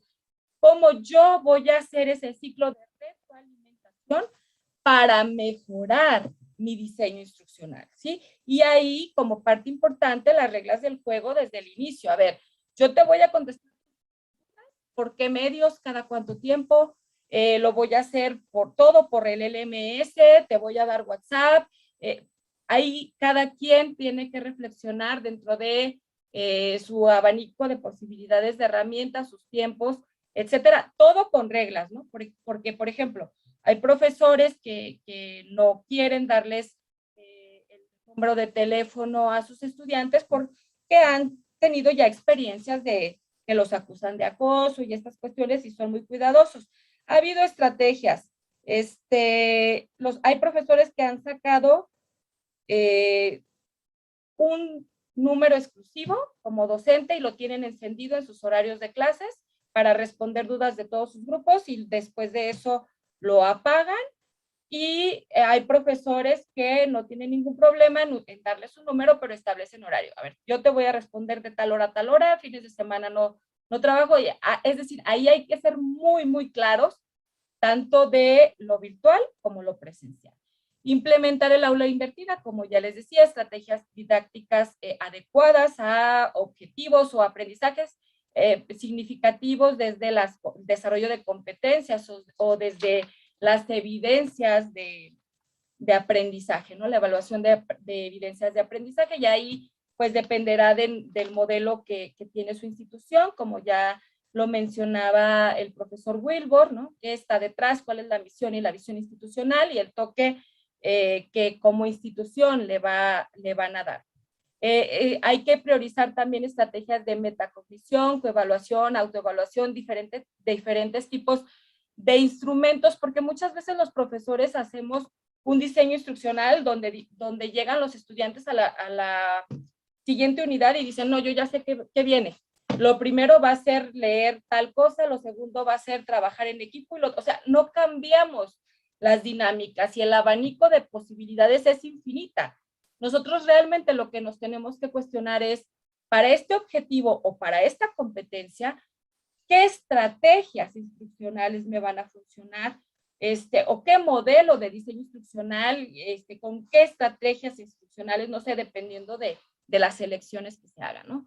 Entonces, aquí hay algunas dinámicas propuestas para el diseño de cursos mixtos, ¿no? Pensar en algún evento previo al curso en línea, dar nuestras clases presenciales para la profundización, el debate, pensar, iniciar a la inversa. A lo mejor habrá momentos en el que no me conviene que primero él haga trabajo independiente, sino que yo inicio la clase presencial problematizando, contándoles un caso, llevándolos a ver ciertas cuestiones, etcétera, etcétera, y después les pido un trabajo independiente, y habrá otros momentos en los que a lo mejor yo diga, yo empiezo con una preparación previa en línea, vienen a clases para profundizar o para hacer ciertas dinámicas de trabajo colaborativo, y después les hago una evaluación, o al contrario, empiezo con una evaluación y después hago una clase presencial, etc. O sea, hay que pensar en las diferentes posibilidades, y les decía, esta primera parte es sin adentrarnos a profundidad en qué es diseño instruccional, ni qué posibilidades hay de hacer este diseño ya con una metodología, algunos pasos o tomando algunos modelos o estrategias didáctico-pedagógicas o estrategias instruccionales, ¿sí?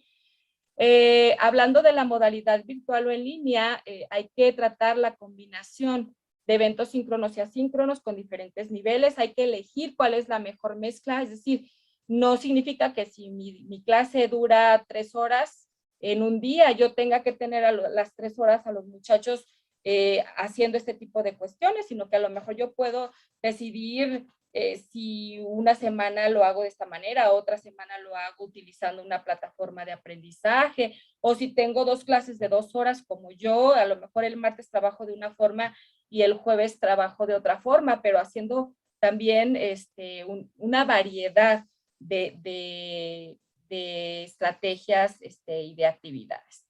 Se enfatiza nuevamente el aprendizaje activo para lograr el involucramiento de los estudiantes. Hay que emplear foros de discusión, librerías, repositorios digitales, textos en línea, videos, calendarios, es decir, escoger una variedad de recursos para no caer en esto de lo mismo, porque a veces es lo que conocemos. Y por eso yo en ese primer curso con la maestra Madeleine les insistía, bueno, si yo trabajara de la manera tradicional, yo me voy directamente a esta cuestión didáctico-pedagógica porque es la central, pero a veces lo que nos limita a los profesores en esa creatividad es justamente que no conocemos el abanico de posibilidades. Entonces, tenemos cursos en Moodle que solamente son tareas y foros, tareas y foros, tareas y foros, porque no sabemos usar otras herramientas. Y muchas veces ni siquiera nos cuestionamos si los foros realmente están funcionando, si cumplen lo que yo quiero que cumplan en cuanto a objetivos de aprendizaje, o en qué momento sí me sirve un foro de manera virtual, donde los estudiantes puedan dar su opinión de forma asíncrona, es decir, que no todos me van a ir a mandar la opinión al mismo tiempo, ¿sí? Entonces, ¿en qué momento sí me puede funcionar un foro de esa naturaleza? Y en qué momentos, pues mejor hago un foro utilizando este tipo de herramientas así, síncronas, donde coincidamos en un mismo tiempo, ¿sí? Se utiliza un LMS con diseño instruccional completo que deje claro lo que se realizará en cada espacio. Es decir, si nosotros vamos a tener un LMS, primero, tenemos que decidir cuál LMS, porque el LMS fue creado, como ya les había mencionado, para dar similitud a un aula presencial. Por eso tenemos espacios de interacción con contenido, interacción con estudiantes, interacción con profesor, evaluación, etcétera, etcétera. ¿Sí? Hay herramientas y espacios para cada cuestión, simulando un aula presencial. Pero al igual que la presencialidad, no los puedes tener cambiando de aula en cada clase porque los alumnos se van a perder. Sí, va a llegar el momento en el que te van a decir, ay, maestra, ¿y la tercera clase en qué aula es? No, es lo mismo. Aquí se sugiere elegir un LMS para no complicarle la vida al estudiante y no complicarnos la vida tampoco a nosotros como profesores, porque el diseño instruccional también dependerá de las posibilidades con las que contemos en el LMS que elegimos, ¿sí? ¿Qué tipo de actividades podemos utilizar? ¿Qué tipo de herramientas complementarias podemos jalar? ¿Son compatibles? ¿No son compatibles? ¿Con qué herramientas contamos dentro del LMS? Pero ¿qué herramientas externas podemos a lo mejor ligar a nuestro LMS? Y además los LMS también tienen una teoría de aprendizaje detrás, ¿no? O sea, hay LMS más flexibles que nos permiten hacer lo que nosotros queramos como profesores, ¿sí? Son más constructivistas. Nosotros decidimos si trabajamos por objetivos, por competencias, por sesiones, por temas, por semanas, pero hay otros LMS que son pues más estructurados, más conductistas en ese sentido. Muchas veces son los que les gustan más a los estudiantes porque sienten que no se pierden, pero ahí también tendríamos que analizar, no sé, de acuerdo al nivel de experiencia del estudiante y a lo mejor decidir también para el objetivo del curso qué LMS me puede funcionar mejor, ¿no? A lo mejor habrá materias de primer semestre donde los estudiantes no traen mucha experiencia porque ellos tienen experiencia en tecnología, pero no en el uso de tecnología para aprender. O sea, a lo mejor en mis estudiantes de primer semestre me puede funcionar un LMS más estructurado, pero ya en tercero o cuarto los voy soltando un poquito más y haciendo cosas más flexibles, ¿no? Hay que considerar que el proceso de enseñanza-aprendizaje en un curso virtual es mediado 100% por tecnología. Tener cuidado con estas cuestiones del diseño instruccional, de ser claros, o sea, ser precisos, utilizar un lenguaje ameno, sencillo, que sea entendible, que pueda guiar a los estudiantes en el camino y darles aquello que necesiten, pero hasta cierto punto, poniendo límites, tampoco sin quererles resolver todo, porque entonces no los vamos a ir preparando para la vida, ¿sí? Hay que cuidar la coherencia didáctico-pedagógica de la estructura del curso, organizar contenidos por unidades, módulos de aprendizaje completos, dejando claro los momentos de trabajo síncronos y asíncronos. Es decir, como yo les decía, los martes los vemos aquí, los jueves hacen actividad en plataforma y así vamos estableciendo momentos claros de lo que se espera que el estudiante haga. La parte síncrona, ¿cómo la voy a manejar? ¿Dónde voy a retroalimentar? ¿Cada cuánto voy a retroalimentar? ¿Dónde voy a calificar? ¿Cuáles son los criterios de evaluación para la parte síncrona, para la parte asíncrona? ¿En qué momentos puedes esperar o no una respuesta mía? Todas esas cuestiones que hacen que haya claridad en cuanto a los modos y formas de aprendizaje. Hablamos nuevamente de priorizar los enfoques constructivistas porque nuevamente son los que pues redefinen este centro en el aprendizaje del estudiante y que es muy propicio con la tecnología, se adapta muy bien para trabajar de esta manera. Demanda la participación activa, pero también autónoma, es decir, establecer claramente cuándo yo como profesor me voy a involucrar, en qué momentos me voy a involucrar, pero cuándo la responsabilidad es tuya como estudiante y qué necesito que tú traigas de manera autónoma. Y además, irles dando a lo mejor cierto puntaje para obligarlos a hacerlo, porque acuérdense que lo que no se califica o no se evalúa, se deja a la discreción del estudiante, ¿sí?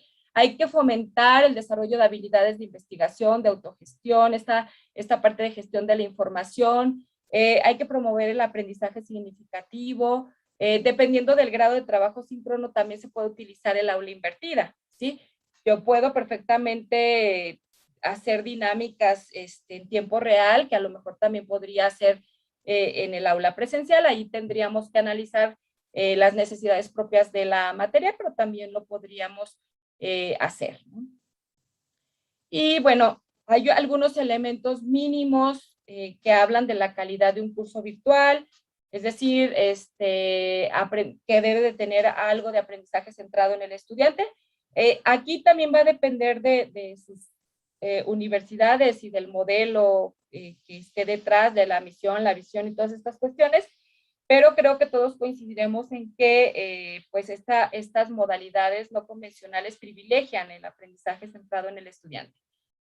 Por supuesto que si hablamos de este tipo de aprendizaje tendríamos que tener una evaluación centrada en resultados de aprendizaje y ya no hablar tanto de la calificación, porque otras de las cuestiones que yo veo es que los profesores estamos muy acostumbrados a tener el control de la evaluación y la calificación y muchas veces nos quejamos porque ahora tenemos 50 estudiantes, no sé, voy a hablar de mis experiencias y los casos que pasan en mi universidad, profesores que luego me llaman y me dicen, maestra, es que a mí me dieron este curso, está 100% diseñado en plataforma, lo hizo otra profesora y en esta emergencia de la contingencia, pues los profesores compartimos lo que ya teníamos hecho. Desde la unidad de diseño educativo, que yo estoy al frente, teníamos ciertos diseños instruccionales completos en plataforma y lo que hicimos fue poner a disposición de los profesores que quisieran usar estos cursos, ¿no? Entonces, de repente, pues bueno, hay una estructura organizacional, el jefe de departamento, las academias toman las decisiones de cómo se trabaja, con qué medios, si se van con Moodle, si se van con Classroom, si se van con el abanico de posibilidades que tenemos en la institución. Pero bueno, esa academia decidió que el curso era un buen curso, que había bastante trabajo, bastante esfuerzo para ese diseño instruccional que se había realizado. Y entonces me decía angustiada, me llama, maestra, es que este curso está diseñado para 20, 25 estudiantes, máximo 30, que es lo que manejan los autores que hablan de virtualidad, porque en realidad ese es el ideal, ¿no? Entonces me decía, yo tengo 50 alumnos en mi curso, ¿cómo le voy a hacer para darle retroalimentación a todas esas actividades? Yo no puedo hacer eso. Y estaba angustiada la profesora, ¿no? O sea, de verdad, son actividades la mayoría individuales, o sea, es retroalimentación uno a uno, porque la retroalimentación en un curso virtual es parte esencial de la evaluación. No basta con decirle al estudiante sacaste 100 o sacaste 80, sino cuáles son las áreas de oportunidad para mejorar de acuerdo a los criterios de evaluación establecidos y señalarles, mira, esto está correcto por esto y esto, o sea, resaltando también sus aciertos y no solamente señalando sus errores. Esas son parte de las estrategias de motivación y de seguimiento que debemos de tener los profesores como parte de la implementación de los cursos.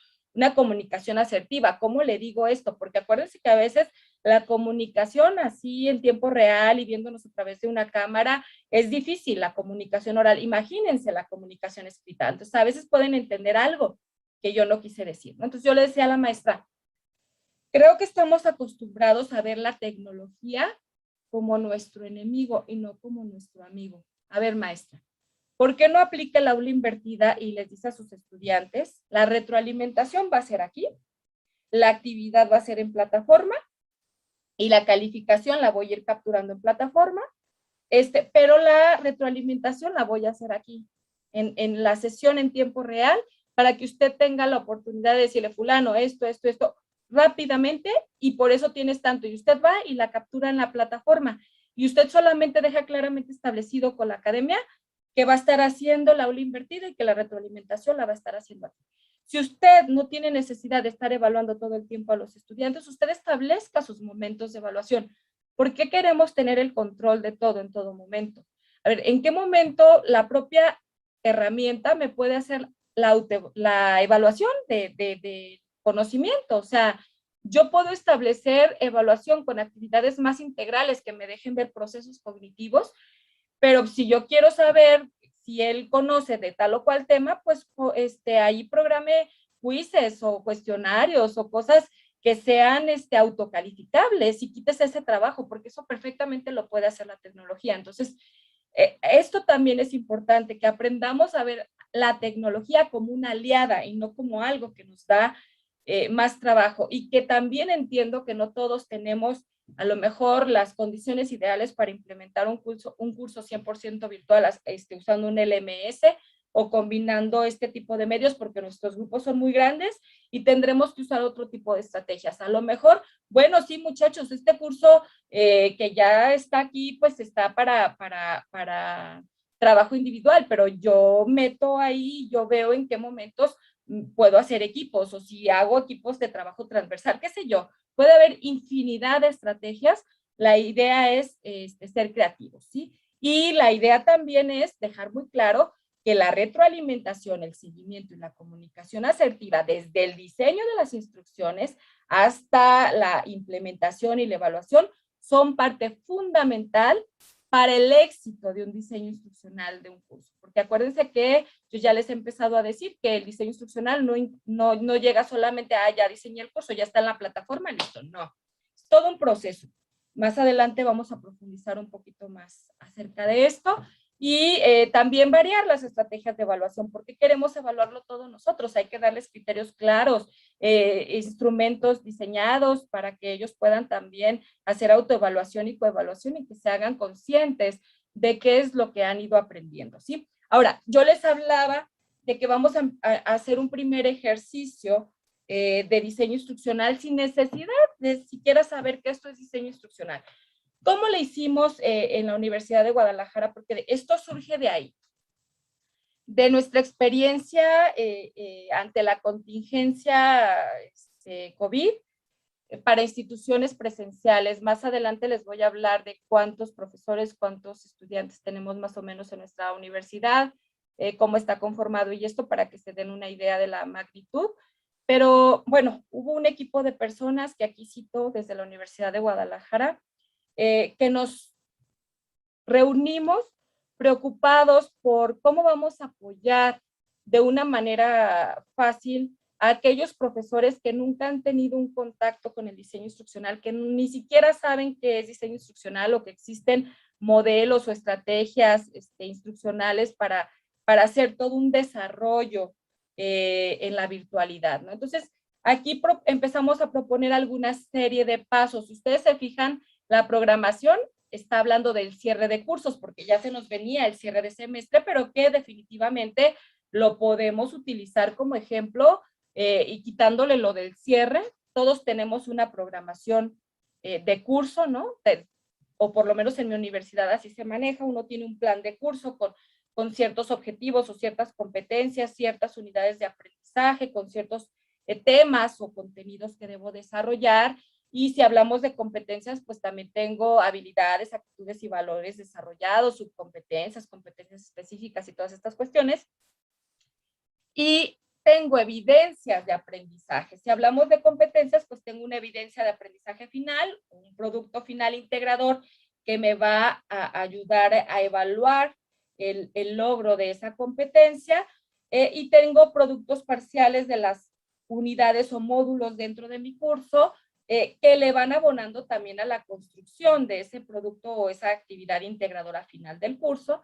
Entonces, bueno, dependiendo del modelo y la forma de diseño de cada institución, pero todos podemos definir, el número de clases que tenemos por cuatrimestre, por semestre, por trimestre.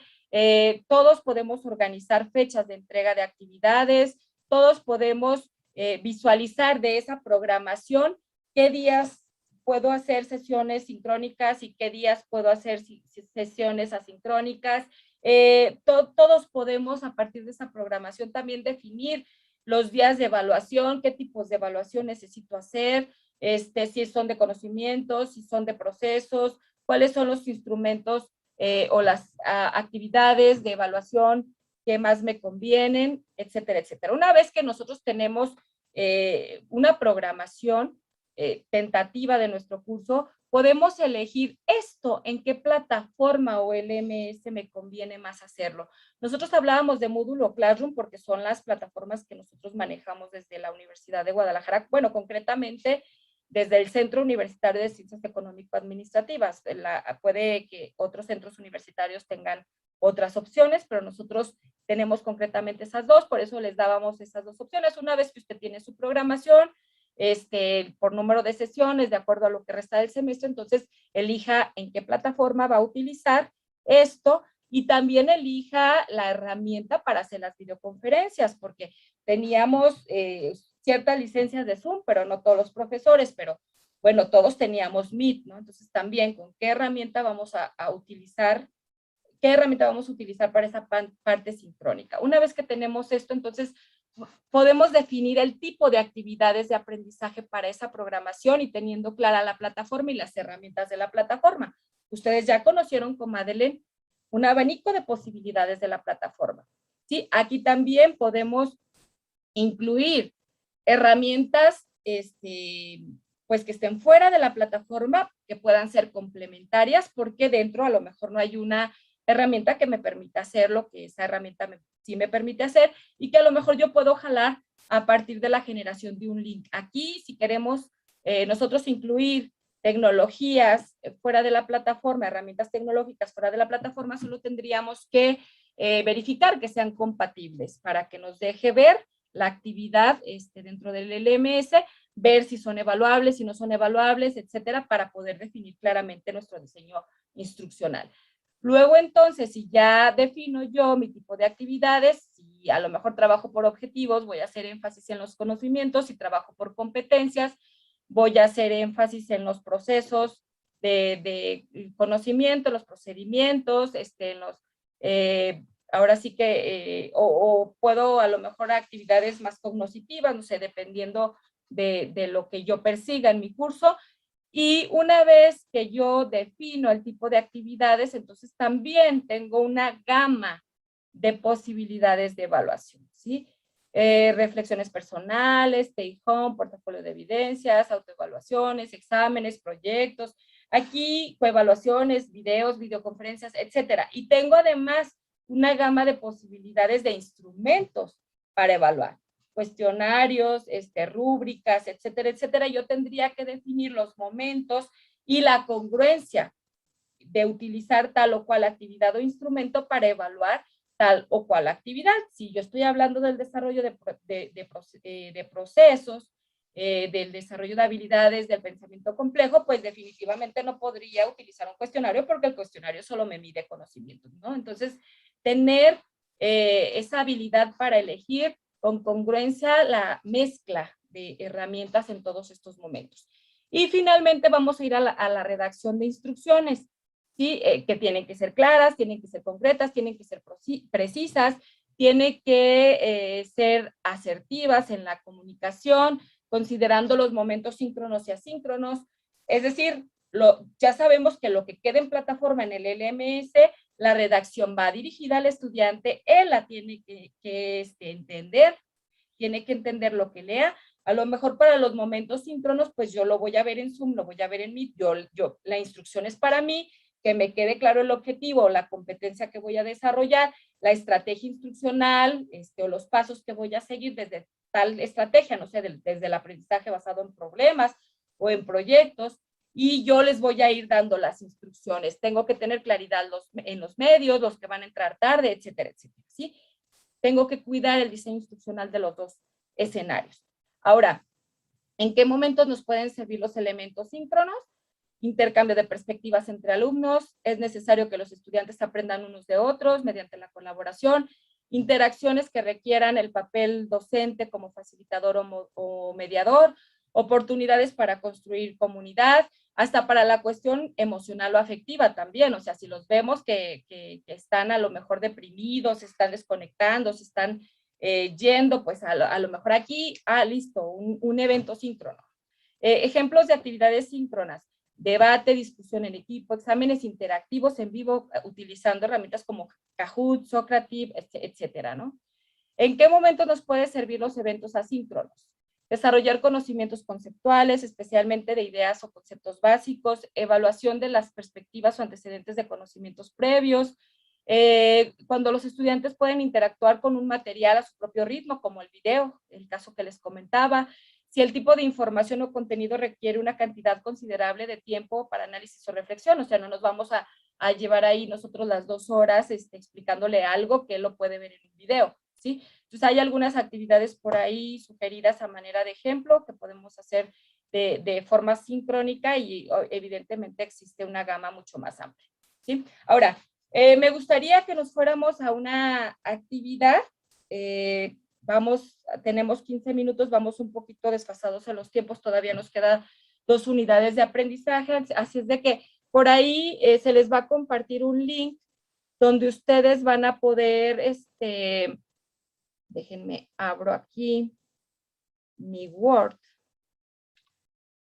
Es esto lo que ustedes van a encontrar. Es un extracto de este formato que surgió de este esquema que yo les contaba que hicimos para cuando nos fuimos a la emergencia sanitaria, ¿sí? De ahí tomé este extracto. Viene primero alguna sugerencia de tipos de actividades, reflexionando un poco las ventajas y las desventajas, y el contexto en el que se conviene utilizar, en el que se recomienda, utilizar.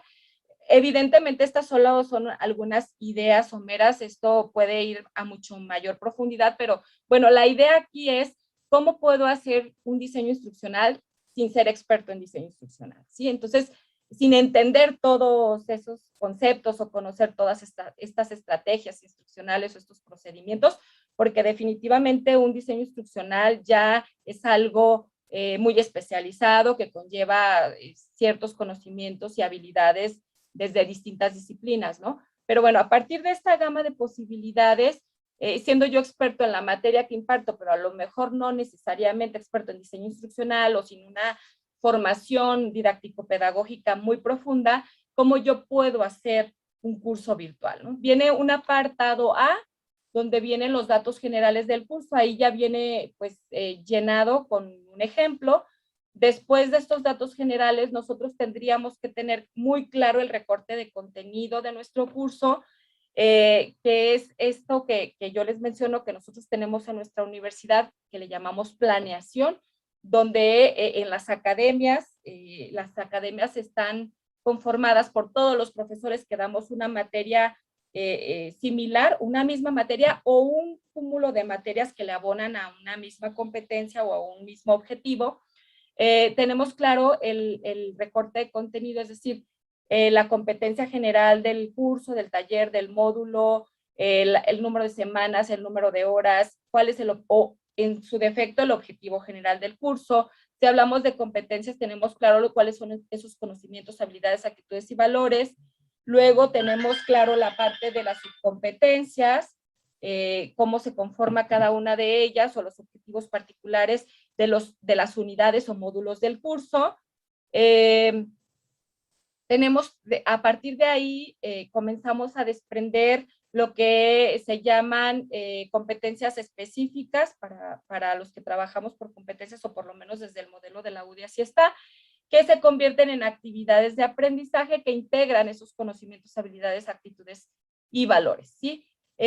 Una vez teniendo este recorte de contenido, nosotros entonces lo que hacemos es agarrar cada subcompetencia, que esto se convierte en un módulo o en una unidad de aprendizaje del curso y desarrollamos para cada subcompetencia esa programación de actividades, ¿sí?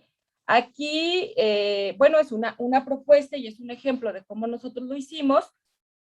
Podríamos mover, desde mi particular punto de vista, yo hubiera dejado esto de la número de semana o el tiempo al final para pensar más en el objetivo, en el tema o en la competencia que quiero desarrollar y no tanto en el número de días o en qué semana voy a realizar esto, ¿sí?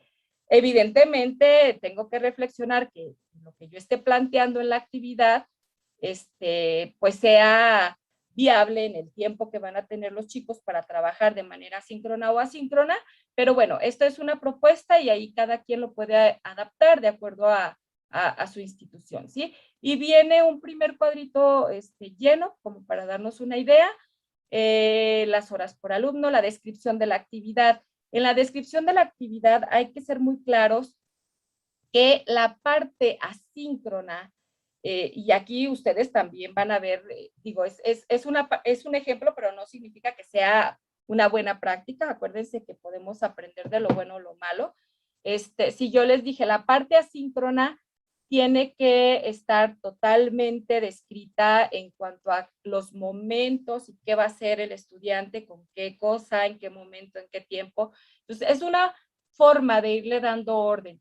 A lo mejor si hay interacción de manera sincrónica, pues la planeación va a ser para mí porque yo los voy a guiar y ya desarrollaré los materiales que yo requiera, pero sí, todo el trabajo asíncrono que vamos a subir a plataforma definitivamente debe de estar ahí, sí, disponible. Ellos deben de saber en qué espacio van a encontrar qué cosa y deben de encontrar todo esto para evitar que vivan la experiencia que ustedes vivieron al inicio de este curso. Imagínense, ustedes me tenían aquí a través de una pantalla y yo les podía responder en 3 minutos. Ahora imagínense que nos vamos totalmente asincrónicos a través de un LMS que establezco las reglas de yo para responder sus dudas tengo de 24 a 72 horas, que más o menos eso es lo que plantean los autores para el trabajo asincrónico, que respuesta en plataforma en ese foro de dudas que regularmente abrimos, porque hay que establecer claramente los espacios para qué cosas son. Pues yo imagínate que no pude entrar hasta las 72 horas y el pobre estudiante ya le quedan 2 días para mandar la actividad y está todo ansioso. Entonces, la forma más fácil de poder prever esto es el diseño instruccional, ¿sí? Vamos a hacer una práctica individual tomando en cuenta este ejemplo. Les vamos a pedir que lo descarguen. No tienen permisos de edición para que no nos muevan la tablita. Entonces, descárguenlo, por favor, desde su computador. Más o menos vean ahí los ejemplos que se les dan.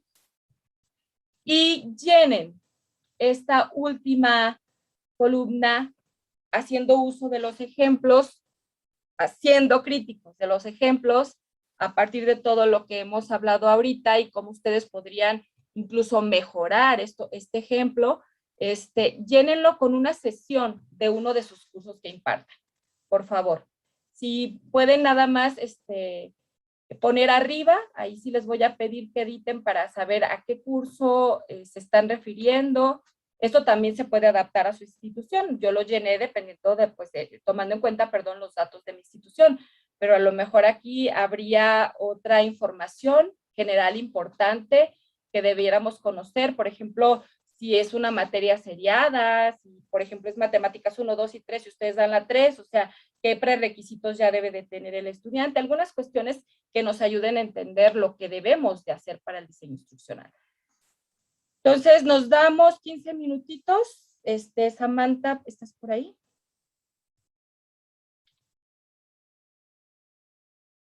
Voy a dejar de presentar. Nos damos 15 minutos para esta práctica.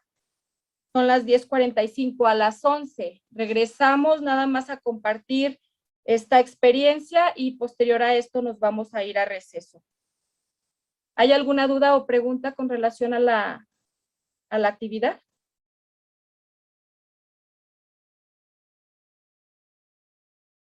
Bueno, si no hubiera ninguna duda o pregunta, nos vemos entonces en 15 minutos más, a las 11 en punto. Ahora sí no podemos extender mucho el tiempo, así es de que tratemos de concentrarnos en eso. Sé que todos tenemos muchas funciones y que estamos a lo mejor en muchos lugares a la vez, pero tratemos de concentrarnos a ver qué logramos hacer en estos 15 minutos desde este ejemplo.